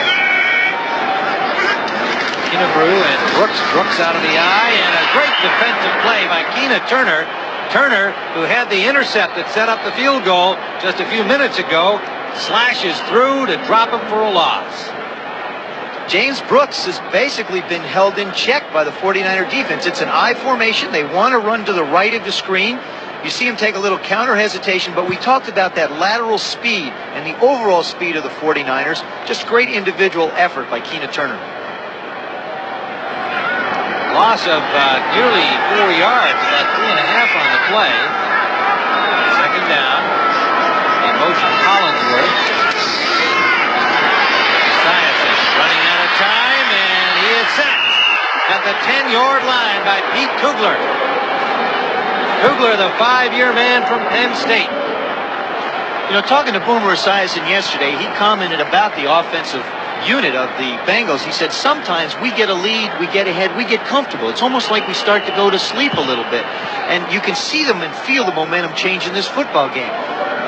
Hopefully they're just napping for their sake, not have gone to sleep, but they seem to be out of whack.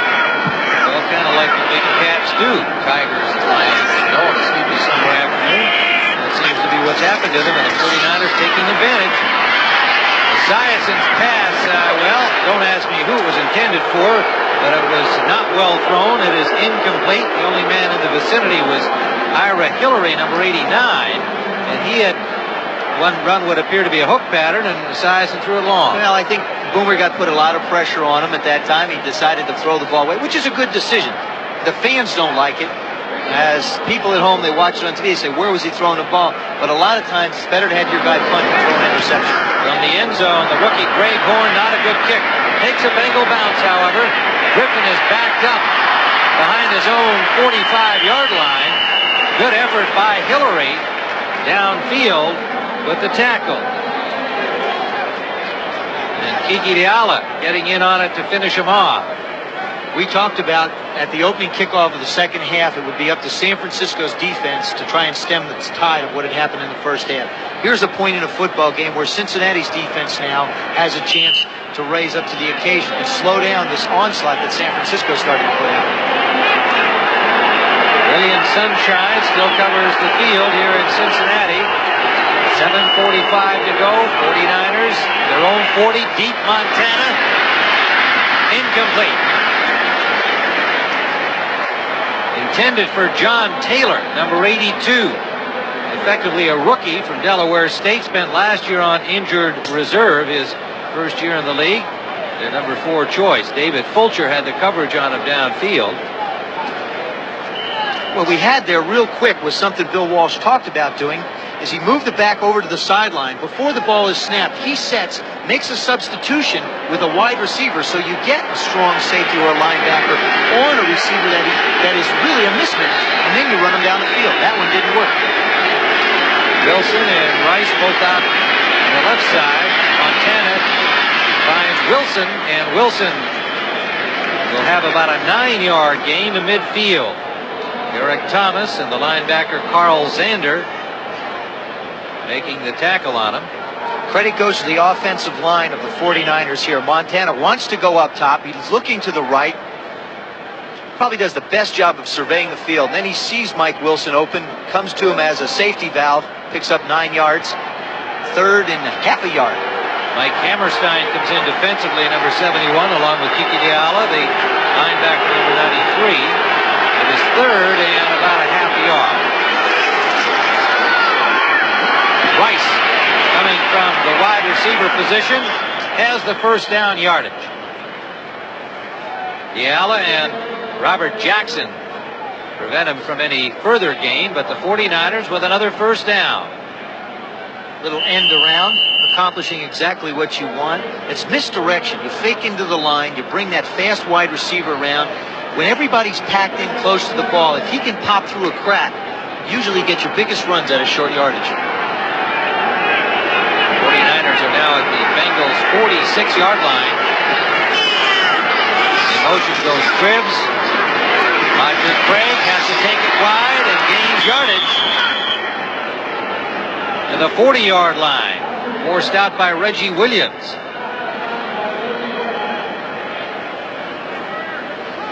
Just a week ago, 49ers unhappy with their ground attack, 47 yards against the Steelers in total. They're up to 39 here in the 3rd period.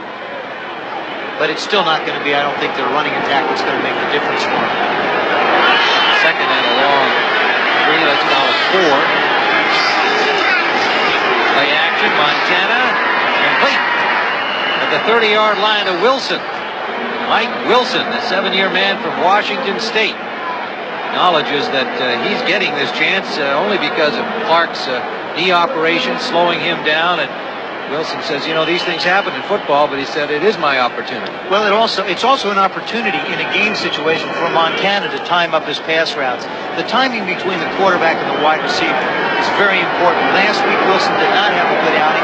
Montana obviously feeling more comfortable with him today. First down at the 29. Cribbs, nice piece of running by Joe Cribbs down to the 20. Robert Jackson and David Fulcher, the safeties, combined to stop him there. Fine piece of running by the ex-Buffalo Bill from Auburn. There is Dwight Clark, number 87. We've just been talking about him, Joe. 105 games with a reception. That streak in danger here. And that kind of timing that you talked about that Montana hasn't quite yet gotten to Mike Wilson, it was something that they had down together perfectly. First down yardage by Craig, and the 49ers driving for an NFL update. Let's go to Brent Musburger in New York. A wild one in Atlanta. The Redskins scored. They botch up an extra point. Back come the Falcons. Scott Campbell's second touchdown throw of the day. 23-yard Stacey Bailey. Their extra point good. 14-13, Atlanta back to 10. Joe, you got to love that Scott Campbell story. If he can keep it going, here's a guy out of Purdue that had a shot with the Steelers, but not much of a one. They let him go, and here he is now doing well for Atlanta today. Montana has to unload that one out of bounds under pressure from Edwards. And number 70, Scow, in the general direction of Cribs, but that was clearly a case of unloading the ball. It's also clearly a case of a quarterback understanding where every one of his receivers are on the football field. That was a play-action fake to the right. He brought the wide receiver, the tight end, over to the left side, left the back out there as a safety valve, didn't see what he wanted, where he originally wanted to go to the tight end and the wide receivers, just threw the ball over the back's head. Normally that'd be called intentional grounding, but you got a receiver over there. Second down, 10 to go. They're at the 15-yard line, just outside the 15 of Cincinnati. Craig tries to sweep it left, and he is stopped. Robert Jackson, number 37, maybe a yard on the play. You know, we talked earlier about San Francisco's lateral speed on defense. You're just not going to be able to turn the corner very easily on them. The same thing applies to San Francisco's defense. They've got great pursuit. Their secondary people, Fulcher and Jackson, come up and provide a tough place to run. Barney Bussey, number 27, in the lineup defensively as well for the Bengals, along with Jason Buck, the number 1 pick from BYU on the passing down. Montana can't find a man open in the end zone. Gets some help, but he is out of bounds. The ball caught. Let's see where they mark it. Well, the pass is complete to Jerry Rice. No, incomplete. I was right the first time. Out of bounds. Jerry Rice right along the sideline. Again, they're trying to work on Eric Thomas. Jerry Rice one-on-one. Thomas this time gets the inside support. You can see him laying off. Now, like any good receiver, Jerry Rice is going to work back towards the quarterback when he's in trouble. And we couldn't quite tell, but the official said he was out of bounds, and they're going to try a field goal, so I guess he's right.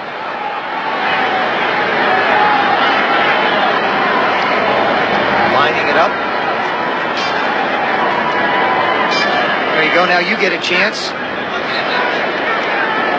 Real close. Officials in a tough position to make the call. It could be, I don't know, with this kind of hesitation. You were thinking instant replay. Yeah, I was. I really was. Maybe they are as well. Prince Graff is the instant replay official, and that must be what this is about. The referee, Bob McElwee, was about to go ahead with the field goal play, as he clearly had decided. After further review by the replay official, the play stands. And so it's evidently inconclusive from the replays, and the play stands, meaning an incompletion. Jerry Rice. That's what I thought they were doing. You know, you just don't, when a field goal unit's out and the clock ticks down to 0 and nobody does anything, pretty good indication something's going on someplace. Ray Wershing, the field goal to his credit, will now try from the 22-yard line, a 32-yard attempt for the veteran. He can tie it up. And he does. We have a brand new ball game with 3:17 to play in the third period. We're at 20-all. Thrilling sight, and you'll see it next week, next Saturday, the Mercedes Mile. Look at the field. Steve Scott, Steve Ovett, Eamon Coughlin, the best in the world, running straight down Fifth Avenue at 2 o'clock Eastern Time, 3 o'clock Pacific. Wershing kicks it off. We have a tie football game here as the 49ers clawed their way back against the Bengals. Mike Martin returning out again inside the 20-yard line. Tom Rathman stopping him at the 17. So twice now, the 49ers have prevented the Bengals from getting out beyond the touchback yard line at the 20. 3:07 to play, third period. Tim Ryan and Joe Theismann watching an impressive first half by the Bengals and an equally solid third quarter by the San Francisco 49ers. This is CBS. Esiason will be sacked. The ball is loose. Recovered by the Bengals. That is Bruce Kozerski, number 64, making the save of the loose ball for Cincinnati.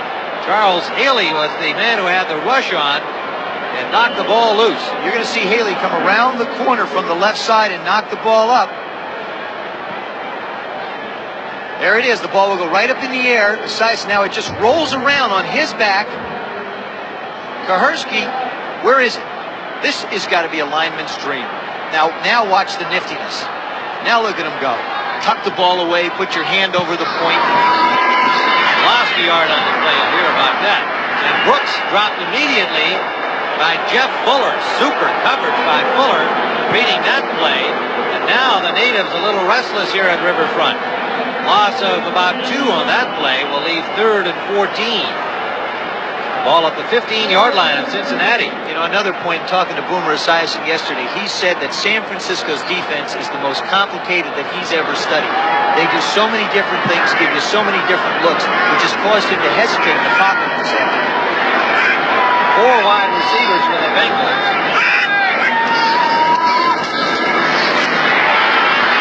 Can't get out of there. Haley has it.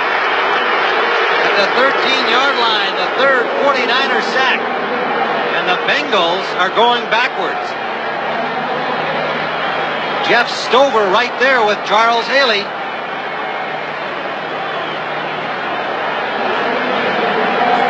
Now here's a case of a team getting its act together in the locker room at halftime. The mentor, Bill Walsh, starting to put it to his former pupil, Sam White. Greg Horn's punt, again short. Griffin returns to the 45-yard line of Cincinnati. 49ers will start in Bengals territory when we return.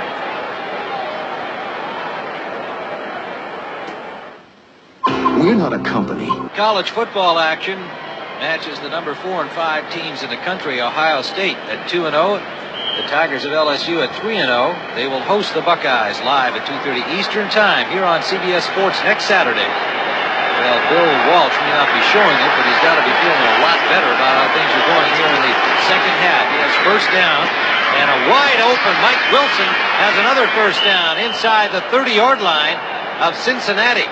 1:18 to go here in the third quarter. Ray Horton and Emmanuel King on the tackle for Cincinnati. And now we're going to see San Francisco do something that Cincinnati has done. No huddle. They're coming to the line of scrimmage and just going to run 2 plays. Bill Walsh told us that he would do this kind of thing against Sam White. Cribbs picks up a couple. Montana already looking over to the sideline for the next play, and it's being signaled in by Steve Young, the backup quarterback. They just ran it without a huddle. That's one of those things where you say, okay, Sam, I know everybody calls you the innovator, but I'm going to show you that what I taught you, I didn't teach you everything. Well, we've seen him pull a couple of fast ones on his people here today, substituting after the team had broken the huddle. 2nd and 8. And Cribbs is nailed behind the line of scrimmage. Reggie Williams. And a fired-up Reggie Williams says, hey, it was time for us to make the big defensive play. And there it is. It'll be 3rd and about 15 now. The ball up at the 34-yard line of Cincinnati. That's just a case of a linebacker shooting the gap. A lot of times tackles are supposed to fire down and ends supposed to fire down. But if that linebacker decides to set his ears back, you're never going to get a piece of him. Gun sounds ending the third quarter here at Riverfront as the clouds start to roll in over this otherwise sunny day. And there's a cloud over the Bengals at the moment at the end of the third quarter. San Francisco 20, Cincinnati 20. We now pause for a word from your local station. A near interception on the opening play of the fourth quarter. The pass intended to Ron Heller, nearly picked off by Ray Horton. Here it is. You see Montana go back. He makes his throw under pressure again. Horton looking for the ball. We saw Eddie Brown earlier in the ball game have one bounce away, and Horton had a shot at a little bit of a bouncer that time. It brings up 4th down for the 49ers. Max Runiger standing at the 48-yard line.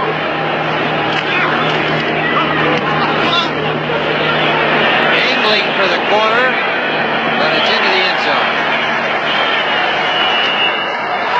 So the Bengals will start from their 20-yard line.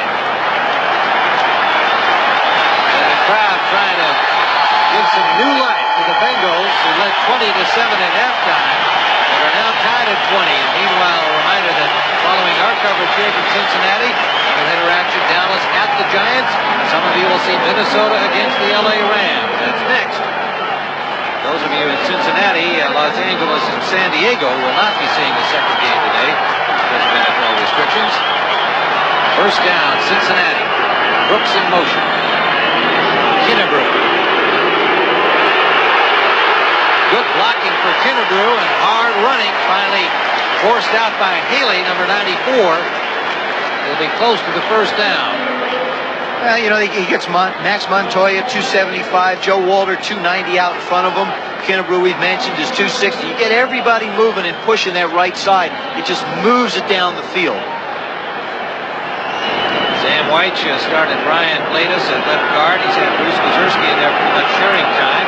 Anthony Munoz, his first game back after his new contract signing and holdout through camp. He's gone most of the way. Even got a pass earlier in the game.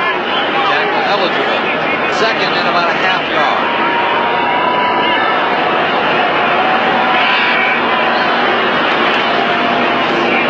Esiason will run it, sliding for the first down. I have to wonder whether that was busted or not. Yeah, you see him point at himself and says, that's my fault, that's mine. At least he recovered to get the yardage. I get the feeling Boomer's gotten out of sync a little bit. His rhythm seems to be thrown off. It's either something San Francisco is doing, or else he's just lost a little bit of the comfort zone that he had earlier in the ballgame. His rhythm is out. That means Dave Remington, his center, will be talking to him more as this game goes on. Oh, yeah. He'll turn around and have a few things to say. Kennebrew, big hole.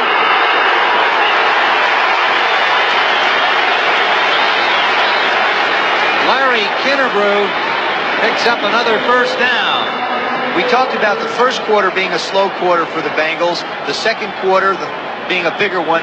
In this game, they scored 100, or in the quarters, they've scored 139 points in the fourth quarter, the most in the NFL. They sleep a little bit, they wake up, they go back to sleep.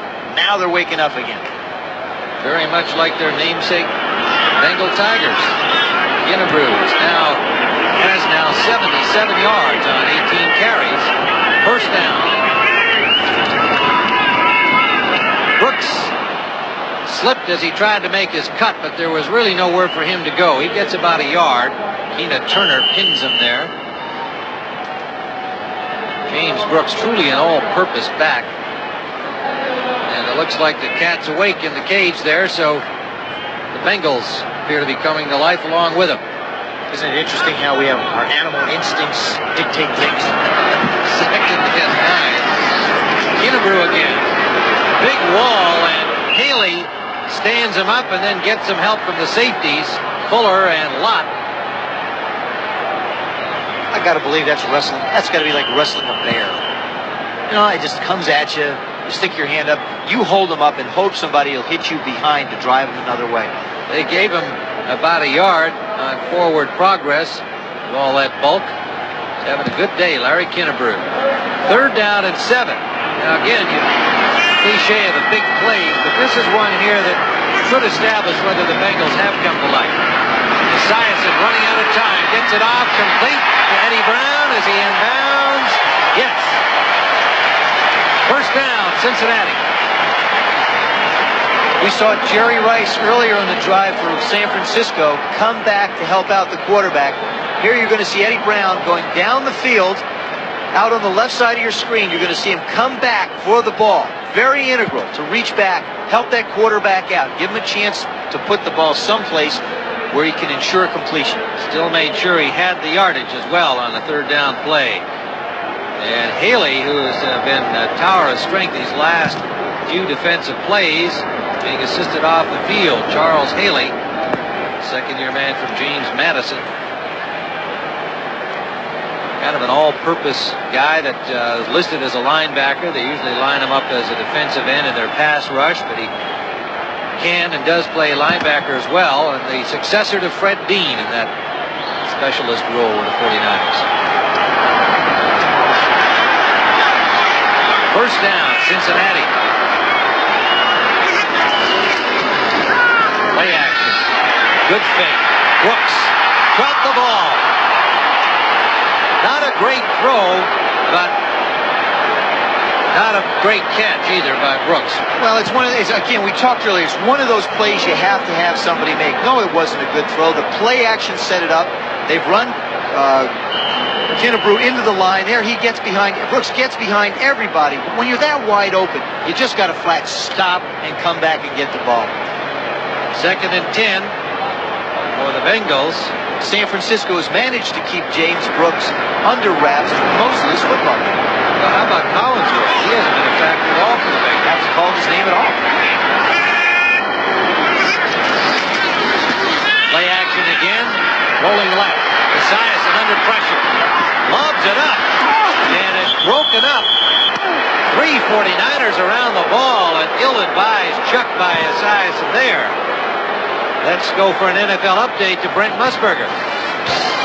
Tim, let me update a couple of scores for you now. 8 minutes to go in Atlanta. 3 touchdown passes for Doug Williams. 1 botched extra point. They lead Atlanta 20-14 to count there. Now, up in Wisconsin, the Packers still upsetting Denver. 17-10, early minutes of the final quarter. Let's go back to Tim.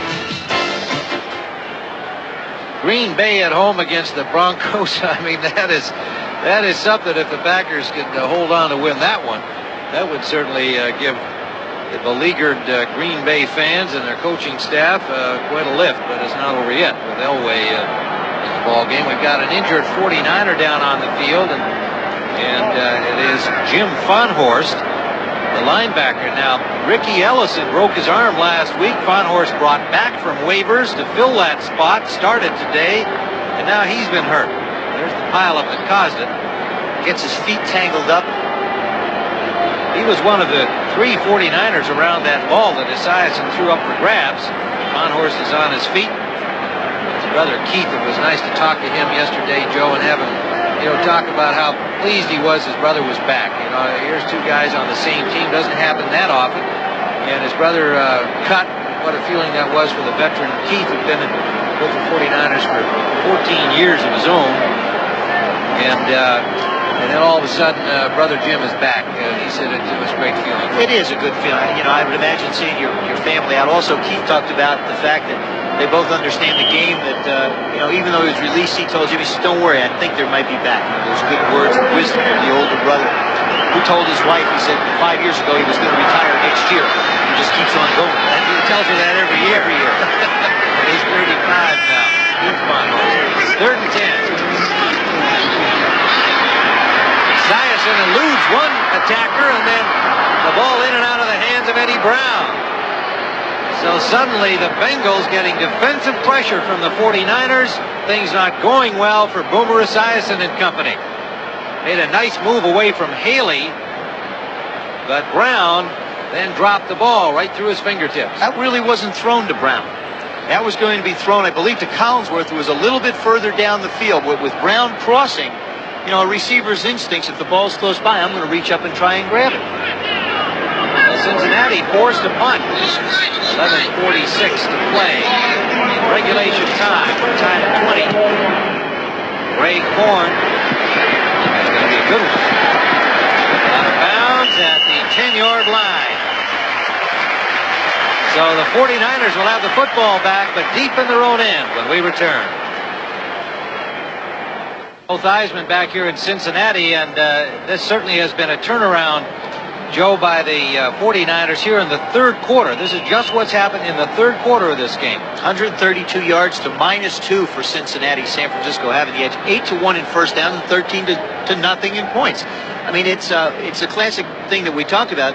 Cincinnati gets ahead, and all of a sudden they feel comfortable, and they can't seem to get the engines charged up again. San Francisco, the veteran club, they're just going to stay with it and come after you. They had a 20-7 lead to the Bengals at halftime, but now it's tied at 20, and this was the first touchdown of the second half. The 49ers striking quickly, just 1:52 in. It's a little play-action pass into the line, and then he hangs it up to Jerry Rice down the middle. The big play has come evidence here this afternoon. All right, we're now back live. The 49ers have the ball again, and Roger Craig running hard, picks up 6. Out to the 16-yard line. Joe Kelly, inside linebacker, made the stop. And a little extra pushing and shoving between Craig and Kelly. Dick Seltzer, the linebackers coach with Cincinnati, told us that, you know, we don't have a superstar linebacker, one of those big-name guys like Taylor or Ricky Jackson or Hugh Green or what have you. But he said, I think we got a real solid group, and if one guy may emerge as one of those so-called impact players, it'll probably be Joe Kelly, who's just a second-year man out of Washington. Second down. Montana complete for first down. Over the 25 to the 26-yard line, Mike Wilson. And they are definitely getting into sync with each other. Well, that was a classic case of that ball was not right at the numbers. It was outside a little bit, away from the defender, but Mike Wilson still goes out and grabs it. That's what gives a quarterback confidence, when the receiver can make the catch that you think he's not going to get. Montana now 17 of 31. That's the 7th catch of the day for 104 yards for Mike Wilson. Shifting by the 49ers.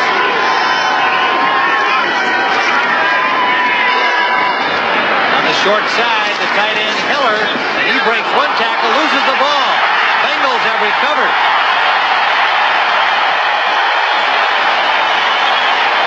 David Fulcher, the safety number 33, stripping the ball from Ron Heller. The Bengals recovered. Well, Montana checks this off. He gets exactly what he wants. That tight end just hides out. The initial hit, you see the ball just pop loose right there. It's always that second hit. You know, they look for the balance. They start to go under. The arm comes in, bang, knocks the ball loose. Fulcher creating another big play as he did last week. Huge turnover. It hurt the Niners last week, and now they popped it up at their own 30. 10-13 to play. Johnson. Nowhere.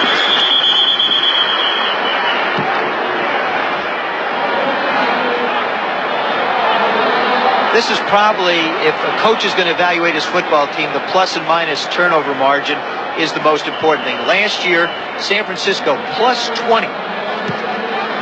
Last week, -4. Cincinnati, -8. That's what that ratio is interceptions and fumbles versus takeaways that you recover. And San Francisco is not the kind of team prone to mistakes. But here today, you see they've already evened it up at 1-1 with Cincinnati. Second down, about 9.5. Keeper dropped by Esiason, complete. Bill Johnson getting to make it Collinsworth, pardon me, number 80, Chris Collinsworth. Bill Johnson into the lineup for Kennebrew, and the first pass to Collinsworth today. Don Griffin made the tackle for the 49ers, and now Cleveland leading Pittsburgh 17-10 in the fourth quarter.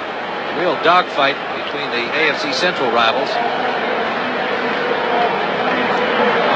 There, Bill Walsh, his hair's all messed up. That's when you know a coach is into a ball game.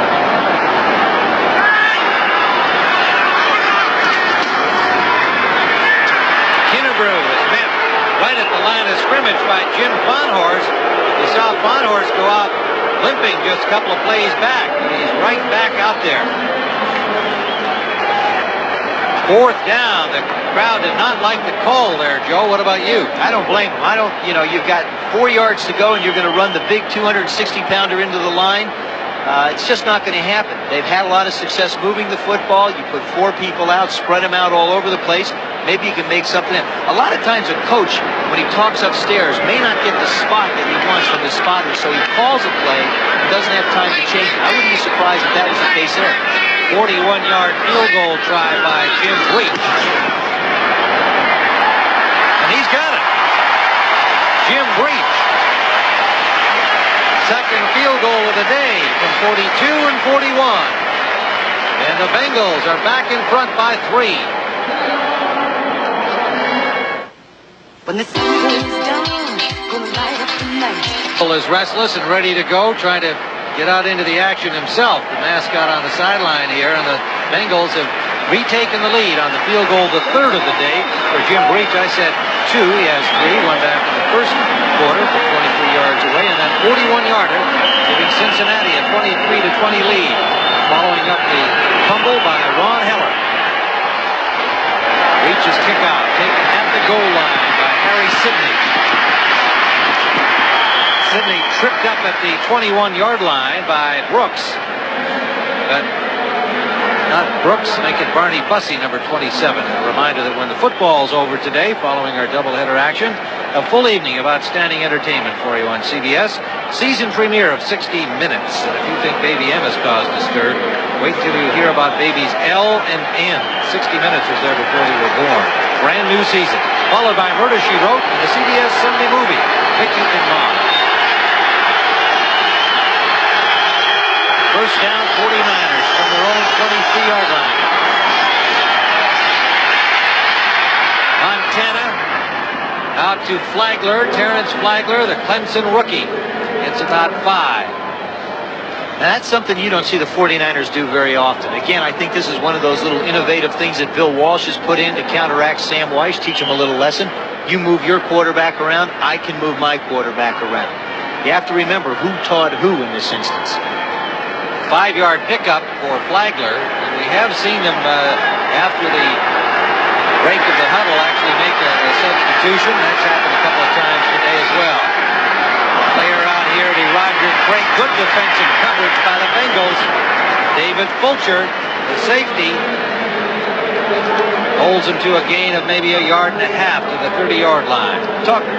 Talked to Fulcher yesterday about playing strong safety. He said they wanted him to play linebacker. As a matter of fact, at Arizona State his senior year. 6'3", 235 pounds. He's big enough to play linebacker. You see the Broncos have pulled even at Green Bay in the fourth quarter against the Packers.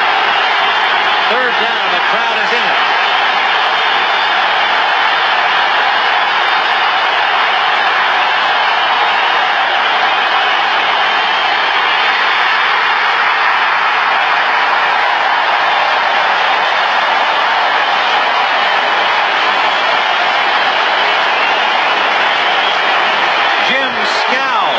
Sack. 49ers will have to punt. You'll see a play-action fake. Montana's going to fake to the back and go the opposite direction. Scal was not fooled. He can't get the ball off because Reggie Williams is right where Heller was going to be. Winds up having to eat it for the big loss. Significant defensive stand by Cincinnati. Runniger standing at his 6. And here they come.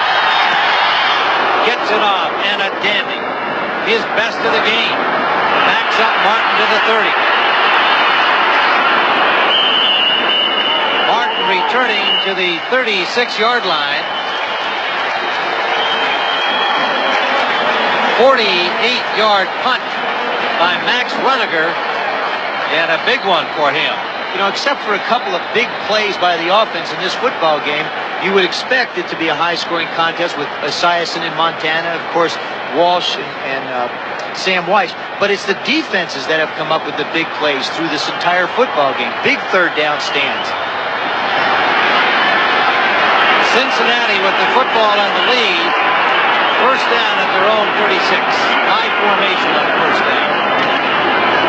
Brooks tried to cut it back, ran into all kinds of traffic, led by Dwayne Board and Pete Kugler, the defensive ends. A gain of 2 on the play. Will leave 2nd and 8 for the Bengals. 49ers, with an eye on the clock, know they have to make a defensive stand here. They trail by 3.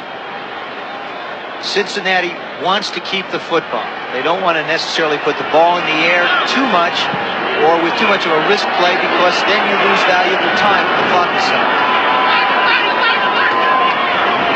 Play action. Esiason, short pass. Kennebrew picks up about 4. That's just like a running play for you. You know, you survey the field, you dump it off to your back, you get the clock down inside 6 minutes, and you keep the ball moving. Michael Walter and Pete Kugler on the tackle, and an injured Niner is down. And that is Pete Kugler, Penn State veteran. Went to the USFL for a couple of years and returned and has been the starter. Jeff Stover could wind up being the starter. He was a holdout through training camp and is an excellent pass rusher. But Kugler's been playing well, so they don't want to see him hurt. It'll be 3rd down and a long 3 for Cincinnati. You know, it was fun talking to Remington, the center for the Bengals, and then talking to Esiason about his good friend and center. In fact, when I stopped Remington to talk to him on the football field of practice, he said, "You know, I thought you must be a cop. Nobody talks to offensive centers." But he obviously has a great relationship with Boomer Esiason, but the Boomer says that the only problem he has with Remington is that the center talks too much to him. Well, he always wants to call the plays. He'll tell him what he thinks he should run, and he wants to just, you know, he's involved. He's totally involved, but Boomer's told him, well, we'll show you what he's told him. Here's Boomer on Remington about that conversation they have. Well, communication is probably the understatement of the world. It's a regular dialogue with him, and you know he always wants to make the line calls at the line of scrimmage, and you know I always want to make the line calls. So there can only be one quarterback, and we're thinking about maybe changing his number to 7.5, and maybe I'll take 50.5 and let him handle it. Okay, that's the way to do it. They're great guys, those two. I would imagine with this, as much communication that has to happen, particularly in this offense, because so many things are called at the line. There they go. See, he's turning around telling them everything again. You know what Michael Carter's doing here now with Remington? He's looking right between his legs, asking Carter about how he tries to read the play. That's where he looks. And rolling is Esiason. Dropped the football. Play was whistled dead, I believe. It'll be Bengals ball. And Esiason appears to have just got the first down. Well, here's that. You see him now.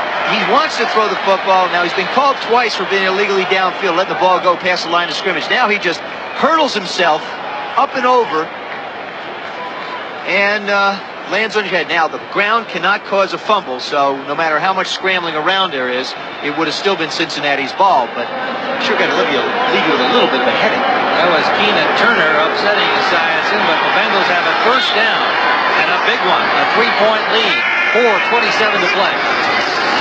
Brooks.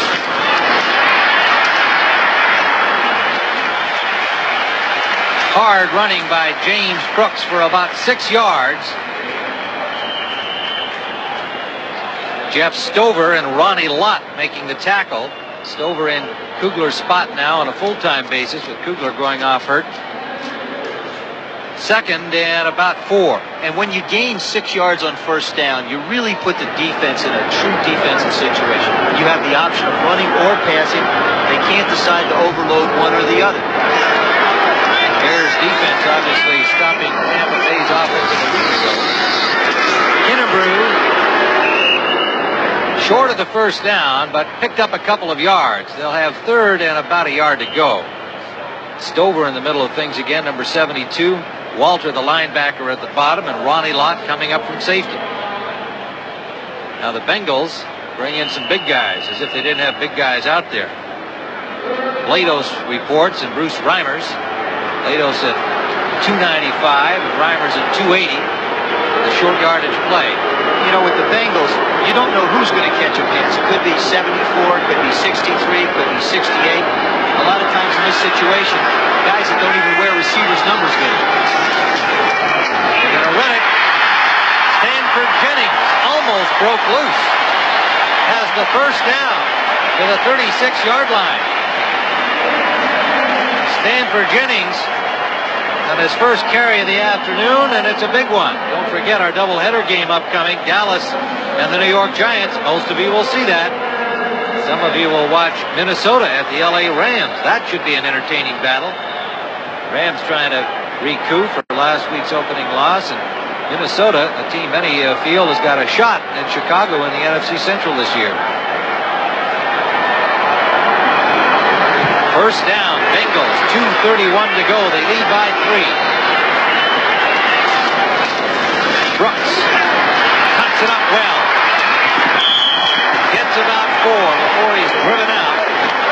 Griffin.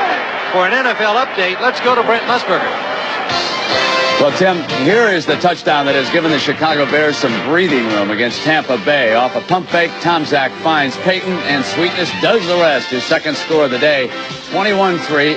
Bears will win this game and go to 2-0. They have missed the extra point. 23 is correct. Let's go back to Tim.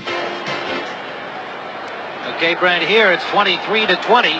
The Bengals lead by 3. They have the football in the sunshine now at the 32-yard line of San Francisco. Bengals dominated the first half. 49ers here in the second until the field goal by Breach. And now Cincinnati threatening again at the 30-yard line. They'll have third down and 4 to go.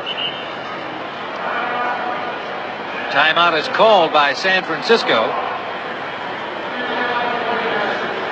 The reason they do that, there you see the difference in the rushing yards. Again, San Francisco not being able to really mount any kind of an attack.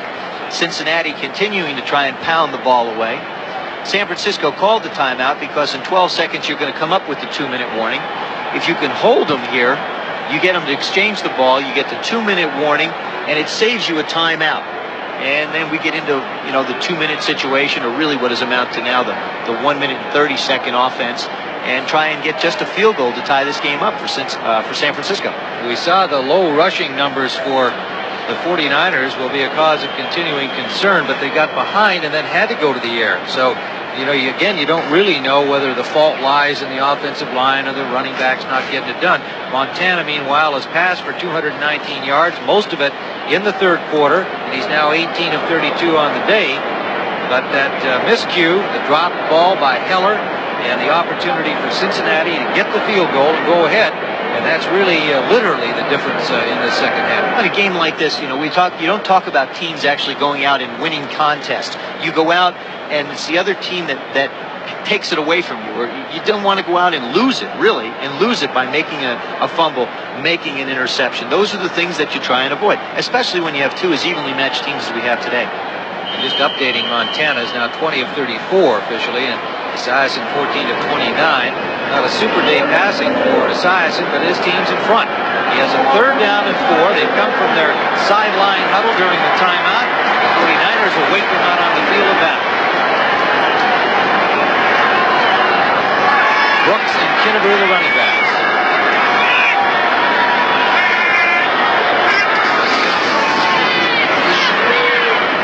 Brooks stopped short. Got maybe 2. It'll be fourth down and about a yard, and we have reached the 2-minute warning. And we'll be back in a moment. Here, about a yard and a half to go at the 32-yard line. You can think field goal, and Breach is out there, the field goal kicker. You're looking at the two coaches here, the teacher and student in a former relationship, now antagonists here today. And while we didn't see as much of the razzle-dazzle and one-upsmanship as perhaps we were led to believe we would, we saw Cincinnati dominate the first half of play. We saw the more mature 49ers battle back, and one big play has given the Bengals a chance to lead. That's right. It was that fumble recovery. And in a game like this, when it's this close, you don't see coaches depart from what they do normally. They may have had some stuff. San Francisco may have had some things ready, but they're not going to get out of their game plan. 46-yard attempt by Breach. And it's good. His fourth field goal of the afternoon for Jim Breach. 46 yards. A minute 54 remains.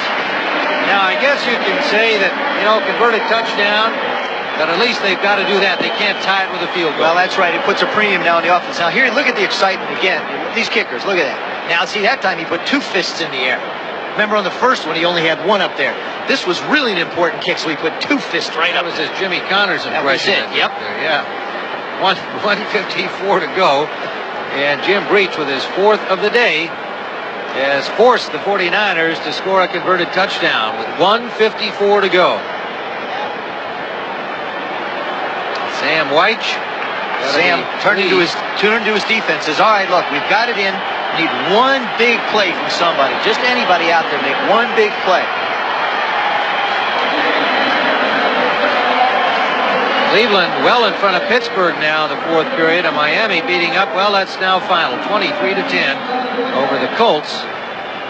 And Chicago in command against Tampa Bay. Vinny Testaverde getting some playing time, we're told, for the Buccaneers. Sure, he appreciates that against that defense. Some garbage time at the end. In fact, last week, Ray Perkins said I wouldn't put him in a situation game they were winning easily. He said, I wouldn't do that. But evidently he's got him in there today for some downs. Roger Craig joined the deep men for the 49ers. Reaches kickoff taken by Harry Sidney. Sidney gets some running room. Over the 30 to the 32-yard line. Not bad field position for the 1-minute 48-second drill. 30-yard return for Harry Sidney, a USFL refugee. Solomon Wilcots made the tackle for the Bengals. Their rookie defender from Colorado, and picked this year. This is a situation where we've seen San Francisco so often go down the field and do what's necessary to get either a tie or win a ball game. Again, the onus is placed on Joe Montana's leadership and ability to move his club. Crowd getting into it.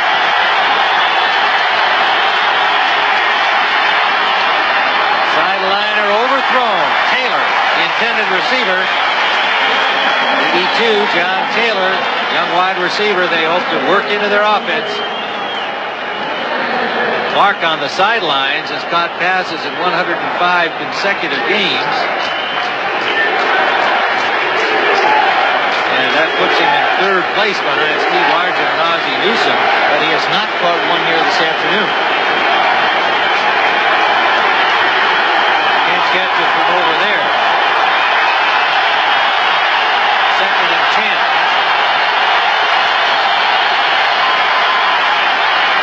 Montana deep for Taylor, just long. Stride for stride with him is Ray Horton, the nickelback of the Bengals, number 20. To be honest with you, I thought San Francisco would, before they try and take their shots, get themselves down the field a little bit more. Obviously, the Bengal defense giving them a chance to have somebody go down the field, and Montana taking a look at it. It surprises me a little bit that they're going to go up top and down deep with 1:36 to go in the game. Well, they have the possession man, Dwight Clark, in there now, number 87. Remember, he's got a bad knee, does not have the speed he used to have. He can catch it. Montana does not get a chance to deliver. Dropped by Tim Cumride. 5th sack of the day.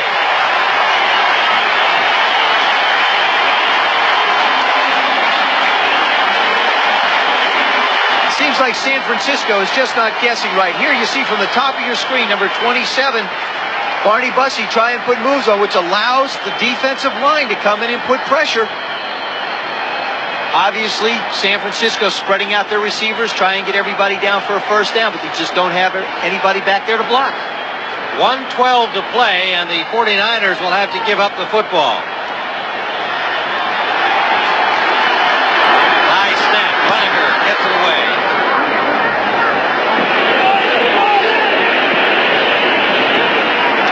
Fielded at the 45-yard line.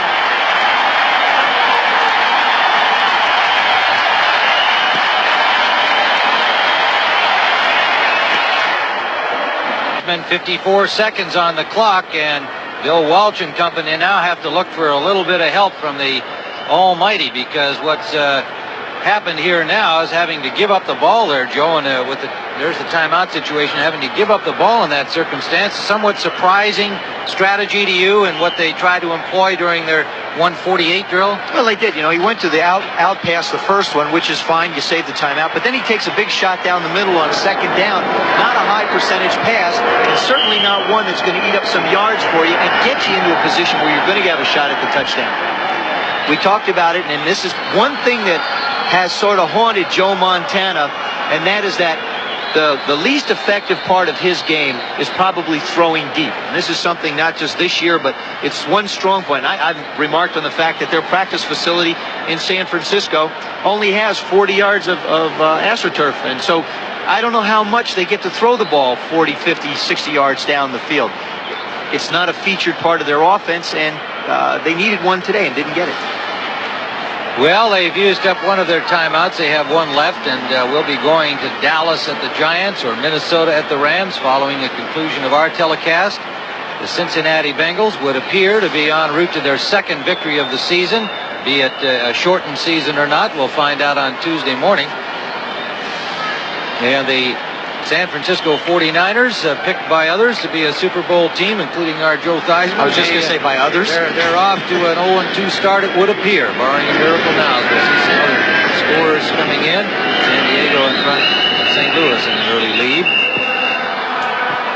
Eddie DeBartolo said to us before the game, the owner of the 49ers, that if there's a strike, he says it's no lock that his team will go out. He says they say it's going to be a majority vote, and that he thinks perhaps the majority will be in favor of staying in. And that means he would be fielding the 49ers in this, what will be an ersatz NFL if they play with the players off the regular rosters in the event of a strike. Which brings up the question, will other owners allow themselves to put teams out there of a lesser quality than their starters if other teams in the league have some guys go in? Well, apparently they're committed to playing a schedule with whomever. So we've got a lot of questions to be yeah, we answered sure on Tuesday. do. And Tuesday morning we'll answer them. Boomer Esiason, for his part, the player rep here, the $1 million a year quarterback, is the player rep of the Bengals, and he says we're unified. If the Players Association says strike, we're going out.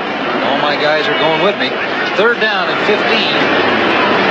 Esiason happily takes another 5-yard loss and uses up some more time on the clock. We're down to 35 seconds left.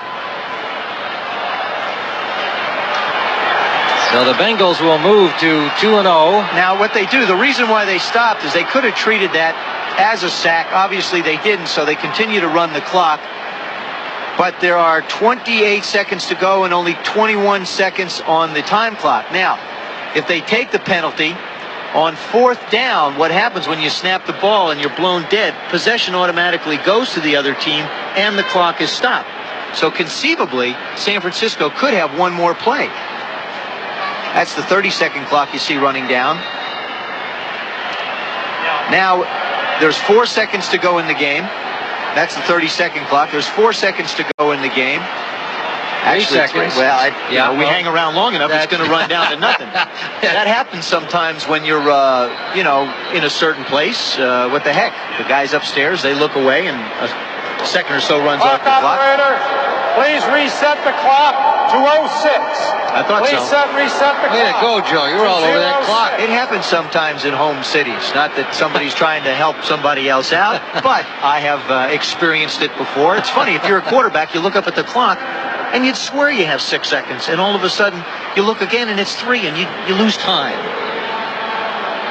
Now this presents a situation for the Bengals. They are going to give San Francisco, unless Esiason in it. Now, if I was a Coach Sam Weiss, what I'd do is I'd say, Boomer, I'll tell you what I want you to do. I want you to take the snap from center. We've got a 6-point lead. I want you to run around a little bit and then run out of the end zone, give up the 2 points, and the clock will run out. And then if worst comes to worst, they have to punt it from the 20 and there won't be any time left on the clock. If they just take the snap from center, it is conceivable that San Francisco could wind up getting one more play. And from the 30-yard line, who knows what's going to happen. I was in that situation in a Monday night game with the Dallas Cowboys and the Washington Redskins. Coach George Allen told me to do it. I ran around in the end zone, forgot that the clock had run out. It was a big ball game. I was excited. I got hit by everybody on the Dallas team, and they got mad at me for it. There's Bill Walsh hoping for a miracle here. Is really all that can happen for the 49ers, and they're going to be 0-2. And they hand the ball off to James Brooks. And there are 2 seconds left. Well, I don't agree with that. I really feel like, see, the clock's not going to start anyway, whether the team rushes off the field or what. On a 4th down, change of possession, the clock stops. Now, that is something that there's going to be a lot of discussion about, and this is an education for, I think, a young coach. You've given the 49ers an opportunity right here. One more pop. It's at the 25-yard line. They'll rush 4 and drop everybody on the roster back somewhere near the end zone. Well, they've got Three of them lined up inside the 5-yard line already. Fulcher, Jackson, and Phillips. Three wide receivers out to the left. Montana gets some time. There's a flag down, and it's caught in the end zone. Touchdown to Jerry Rice. And it's going to be offside against Cincinnati. A flag down in the end. Flag down at the line of scrimmage. That's unbelievable. Offsides against Cincinnati. Offside defense. Number 73. Penalty is declined. Touchdown. The San Francisco 49ers, given a breath of air by the Bengals in what seemed an impossible position, have tied it up.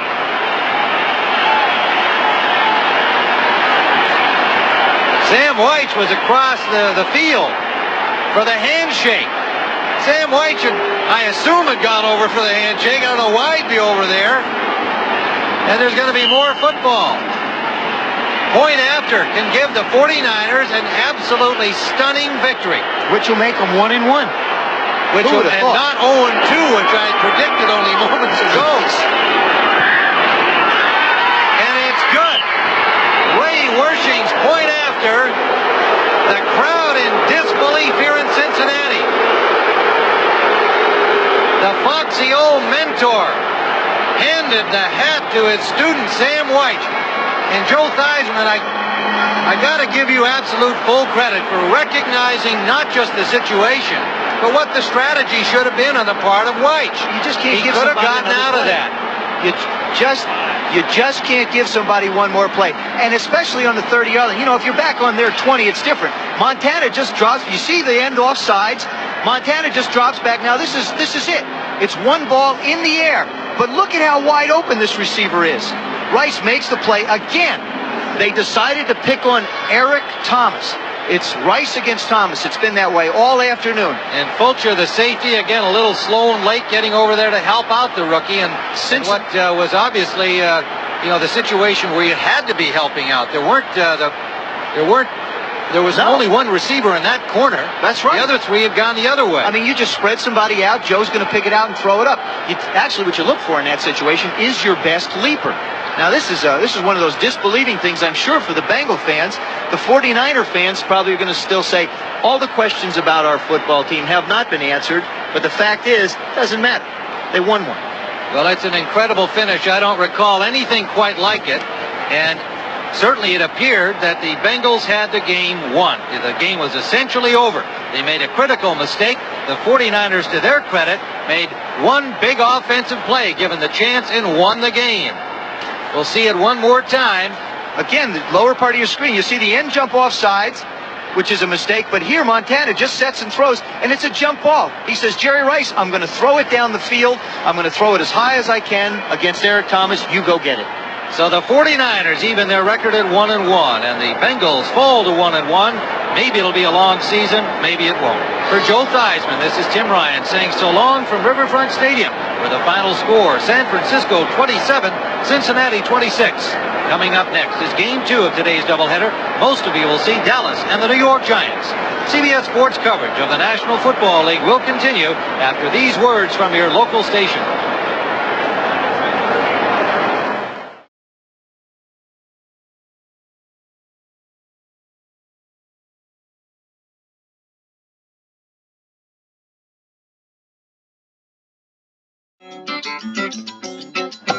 San Francisco is the most seductive of cities.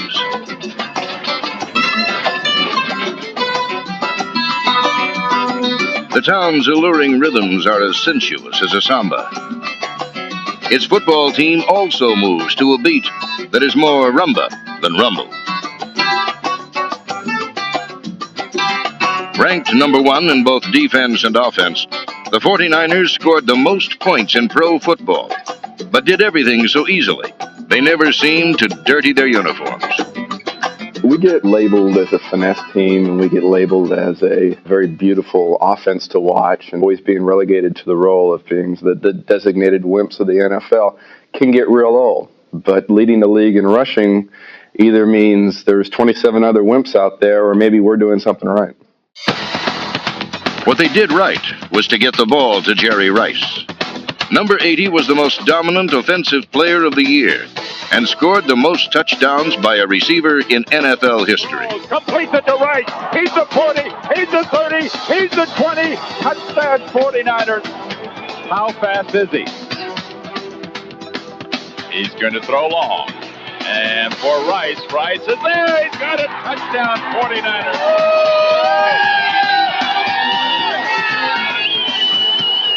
The 49ers compiled the best record in the NFL, but were never perceived as red-blooded heroes.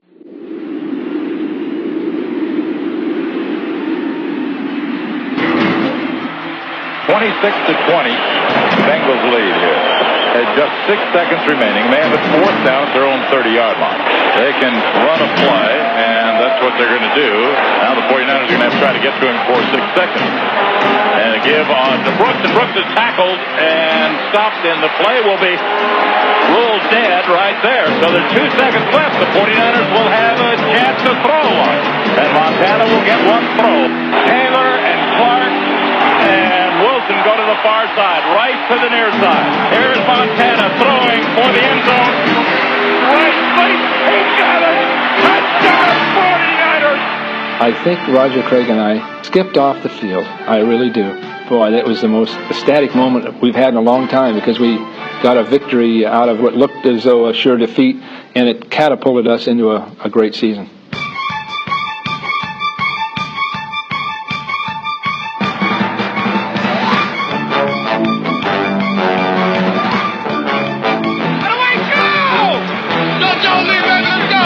Montana back to throw. He steps up, throws down the middle, right. He's got a touchdown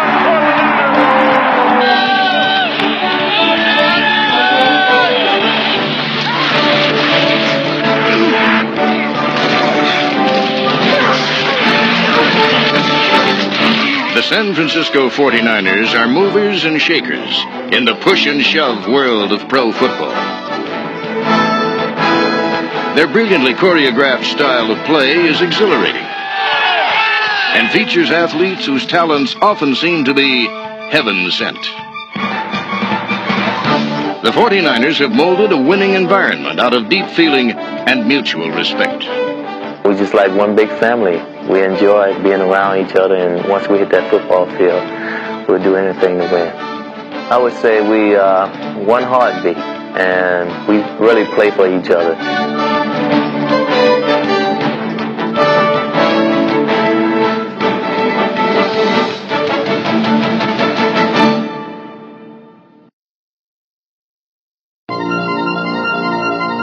When Bill Walsh was hired and we started our development program of the 80s, all that I really strived for was to be a perennially competitive football team. And I think that we have proven that that's the type of organization we are, and that's the type of team we've been in the 80s. We have won 2 World Championships in this decade and won our division any number of times.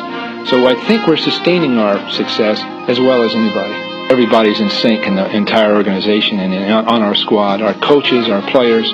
Everyone's communicating. Everyone has confidence and believes in each other. We're going on 11 years that Bill Walsh has been with the 49ers and with me.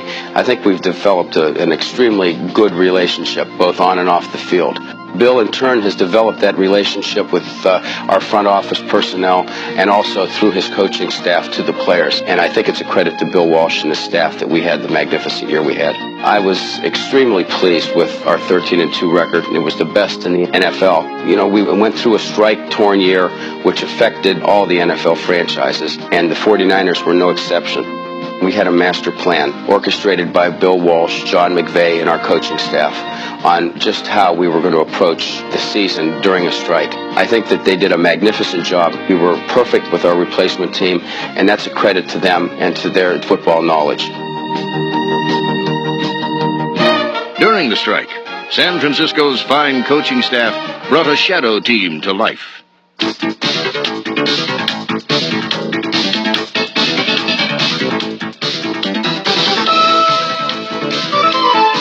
While most of the players were temporary, the momentum they created was permanent, as they earned victories against the Giants, Falcons, and Cardinals.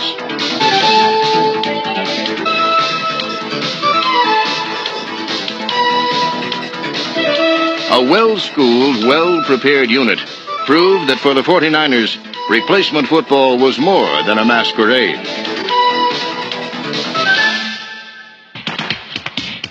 At New Orleans, the regulars returned in full force.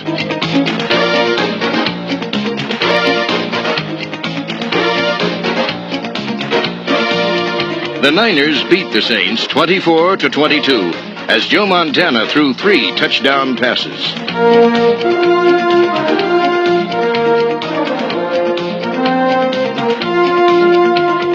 The following week at Anaheim, the defense held the run-oriented Rams to a mere 62 yards on the ground.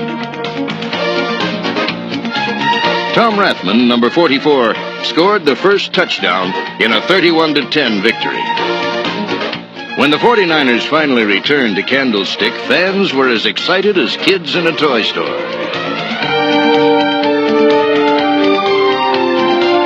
In only their second home appearance in 8 games, the Niners racked up nearly 450 yards of total offense during a 27-20 triumph over Houston. Fake to Craig. Montana to throw. Completes it to Rathman.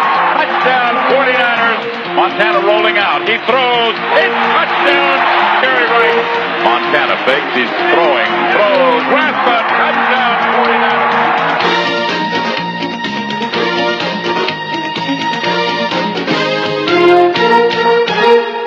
When this offense is working right, it's the only word to describe it is fun, because we're on the positive side of it. It's almost unstoppable. This almost unstoppable offense is led by a thoroughly unflappable quarterback. Joe Montana continued his remarkable recovery from back surgery, setting a team record for passing accuracy while demonstrating that he still possesses the perfect combination of mind and movement.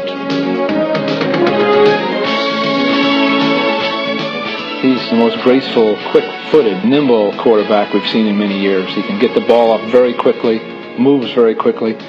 He doesn't run all over the field at this point in his career, but he's still capable of running when necessary.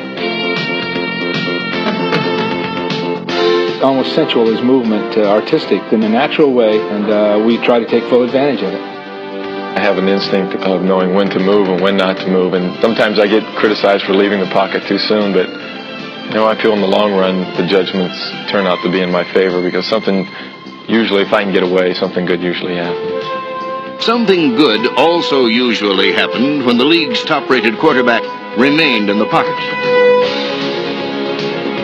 Montana's career-high 31 touchdown passes led the NFL and established a new team standard. Throughout 1987, Joe Montana once again proved his tenacity and his talent.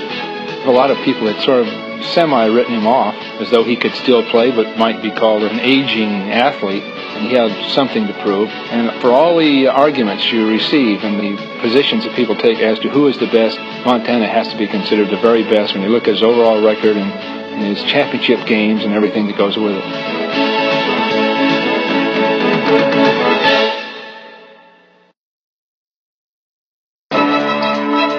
The 1987 49ers were a winning team and an evolving team. Their lineup was sprinkled with new starters, and by mid-season, their offensive line was dramatically revamped. We went to face the LA Rams. With basically by the beginning of the second quarter, we had an entire new offensive line. In the NFL, that shouldn't work. I think one, there's been some very good coaching. Two has been dedication and diligence by the guys involved. And three is something you have no control over. I think it's a mixture of luck and the right combination of guys. The changing of the guard saw 12-year pro Cross, number 51, move to center, where he was flanked by former backups Bruce Colley and Jesse Sapolu. The tackles included Bubba Paris, Steve Wallace, and number 79, Harris Barton, an all-rookie selection. The new starters at tight end were Ron Heller and John Frank, number 86.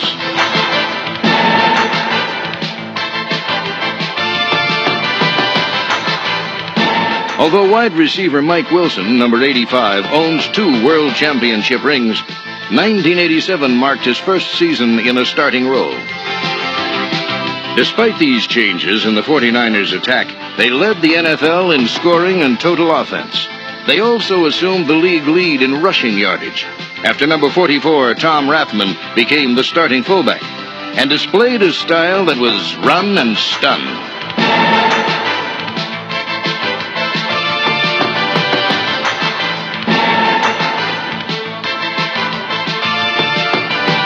Rathman's punishing personality was mirrored on defense by strong safety Jeff Fuller, number 49. Fuller's specialty was the takedown, but he was also capable of producing the takeaway. Of course, one reason why these new starters were so successful was that they were surrounded by a nucleus of savvy veterans. Defensive mainstays included free safety Ronnie Lott, ends Dwayne Board, Pete Kugler, and Jeff Stover, and linebacker Keena Turner, number 58. In his 8th season with the Niners, Turner could still cool off quarterbacks.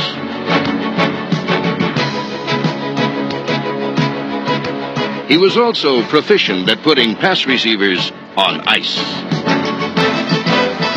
The dean of the entire defense was number 76, Board, a 9-year pro. The secondary's senior members were number 27, Carlton Williamson, and Ronnie Lott. Number 42, Lott, went to the Pro Bowl for the 6th time in his 7-year career, as he helped the 49ers produce the NFC's second highest takeaway total. The defense's ability to secure good field position gave 15-year veteran place kicker Ray Wershing numerous opportunities to increase his team career record for points scored. Reliable Roger Craig, number 33, a 5-year pro, led the Niners in rushing for the 3rd straight season. And midway through 1987, he made a successful transition from fullback to halfback.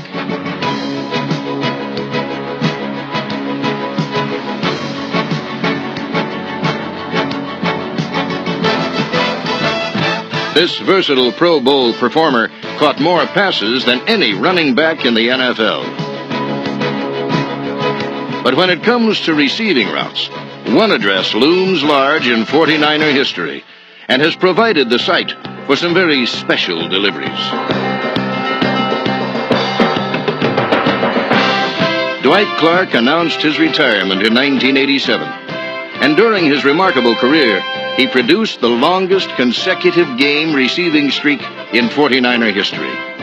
He is also the team's all-time leader in receptions and receiving yardage.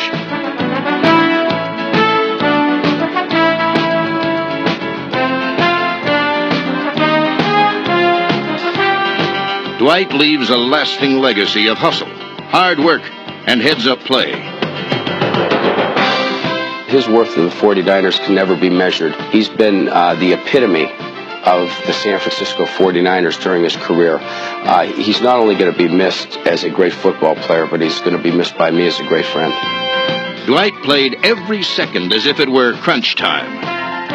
In the 1981 NFC Championship, he helped the Niners grab hold of their first Super Bowl berth when he made the catch. Although 1987 marked Dwight Clark's last waltz, he rocked and rolled with the league's best throughout the year. Against the Cleveland Browns in the season's 12th game, he caught his 500th career pass, then later scored a touchdown. Montana straight back to throw. Steps up, throws for Clark. Wide open! There were also defensive heroics in this confrontation between two of pro football's finest teams as the Niners rallied from an early 10-7 deficit. San Francisco totaled 455 yards against the AFC's top-ranked defense. Joe Cribbs ran for 1 score, and Joe Montana's 4 touchdown passes included 3 to Jerry Rice. In motion goes Rice. Montana looking, throwing for Rice. Touchdown, 49ers. Back to throw, Montana. throws. He's got Rice open. He's got it to 5. Touchdown, 49ers. You gotta love it. With this 38-24 victory, the 49ers were closing in on their 6th playoff berth of the 1980s.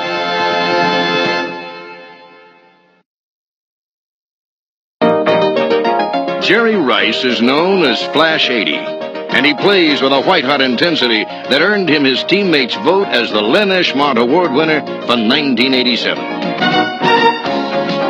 In just 12 games, Rice produced 22 scoring receptions, the most ever by an NFL wide receiver, and his 23 total touchdowns established a new 49er record.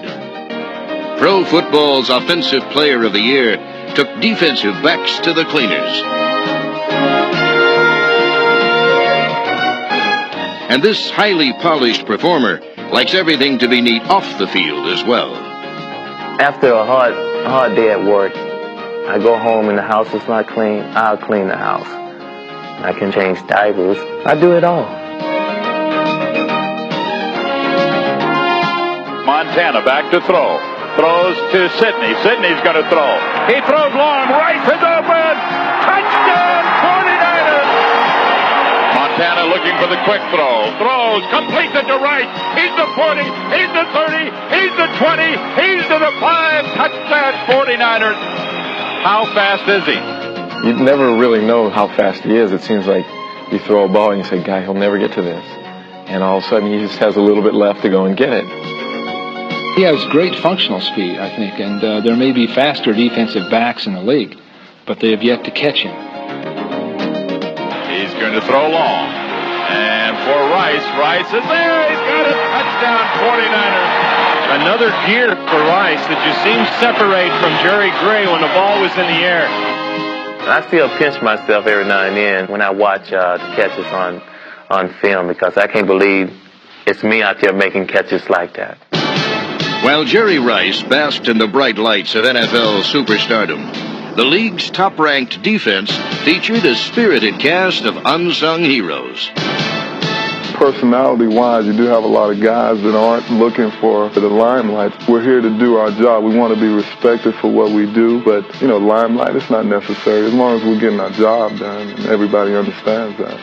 No one on our team really has those outstanding nicknames or get all the media coverage, but as long as we get the job done, we're happy. Carter, number 95, was voted a Pro Bowl starter at nose tackle. For the second straight year, the Niners' sack leader was Charles Haley, number 94. Inside linebacker Michael Walter, number 99, topped the team in total tackles.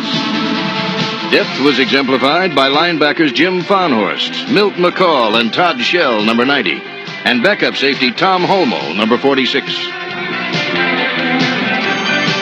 Tim McKyer, number 22, and Don Griffin comprised the league's best young cornerback tandem. Griffin, number 29, did not allow a touchdown pass during the regular season. This unyielding unit of unheralded names typified the total team effort that is the 49ers trademark. I like to think of our defense as a machine. Every component has to click. Every component has to work together. And when it does work together, we're one of the best machines in the business. The defense paced a pounding of the Chicago Bears in the 14th game of the season. Before the largest regular season crowd in Candlestick Park history, the Niners forced the NFC Central Division champs into committing 6 turnovers.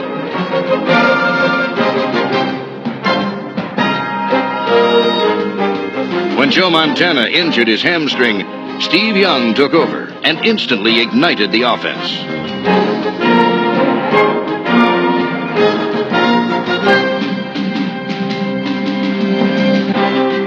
Young fired 4 touchdown passes in a 41-0 Monday night massacre that represented one of the season's most satisfying victories. Young, back to throw, looking, stepping up, throwing for the end zone. Clark, touchdown, 49ers. Young back to throw, look out, they rush, he throws for the end zone. Rice makes the catch, touchdown, 49ers. What a catch he made on that for the touchdown. This contest offered persuasive evidence that Steve Young is the NFL's most talented reserve quarterback. The following week, as a starter, he passed for 3 touchdowns and ran for another in a 35-7 rout of Atlanta.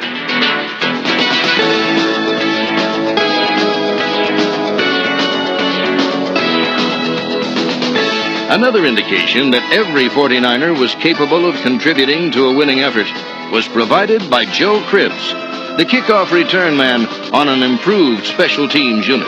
And it's over about the 6-yard line, picked up there by Cribbs. He's to the 20, the 25, the 30, to the 35, breaks the tackle, on the front, he's at 50, that's 40,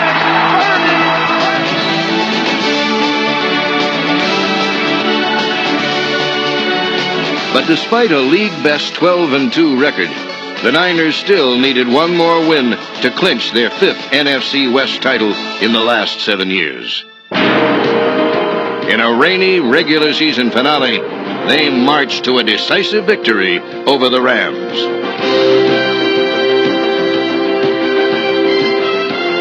The first half saw Steve Young throw 3 touchdown passes. Fake to Craig, back to throw, Young down the middle for Rice. He makes the catch, touchdown 49ers, a 50-yard scoring pass for Rice. Young looking to throw, running out, he's in trouble, may run, looks back, looking for someone, throws end zone, touchdown Mike Wilson. You have any idea how demoralizing that is for a defense? For the 3rd straight week, the NFC's stingiest defense did not allow a touchdown.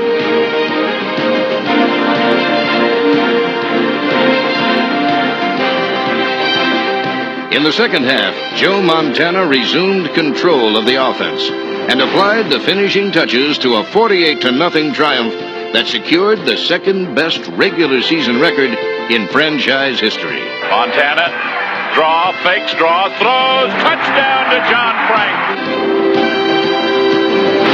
Throughout 1987, the San Francisco 49ers once again demonstrated that they are a team united by one purpose, one imagination, one heartbeat. We came a long way as a team. We came a long way as an organization. And I truly believe that the great years for the San Francisco 49ers are ahead of us.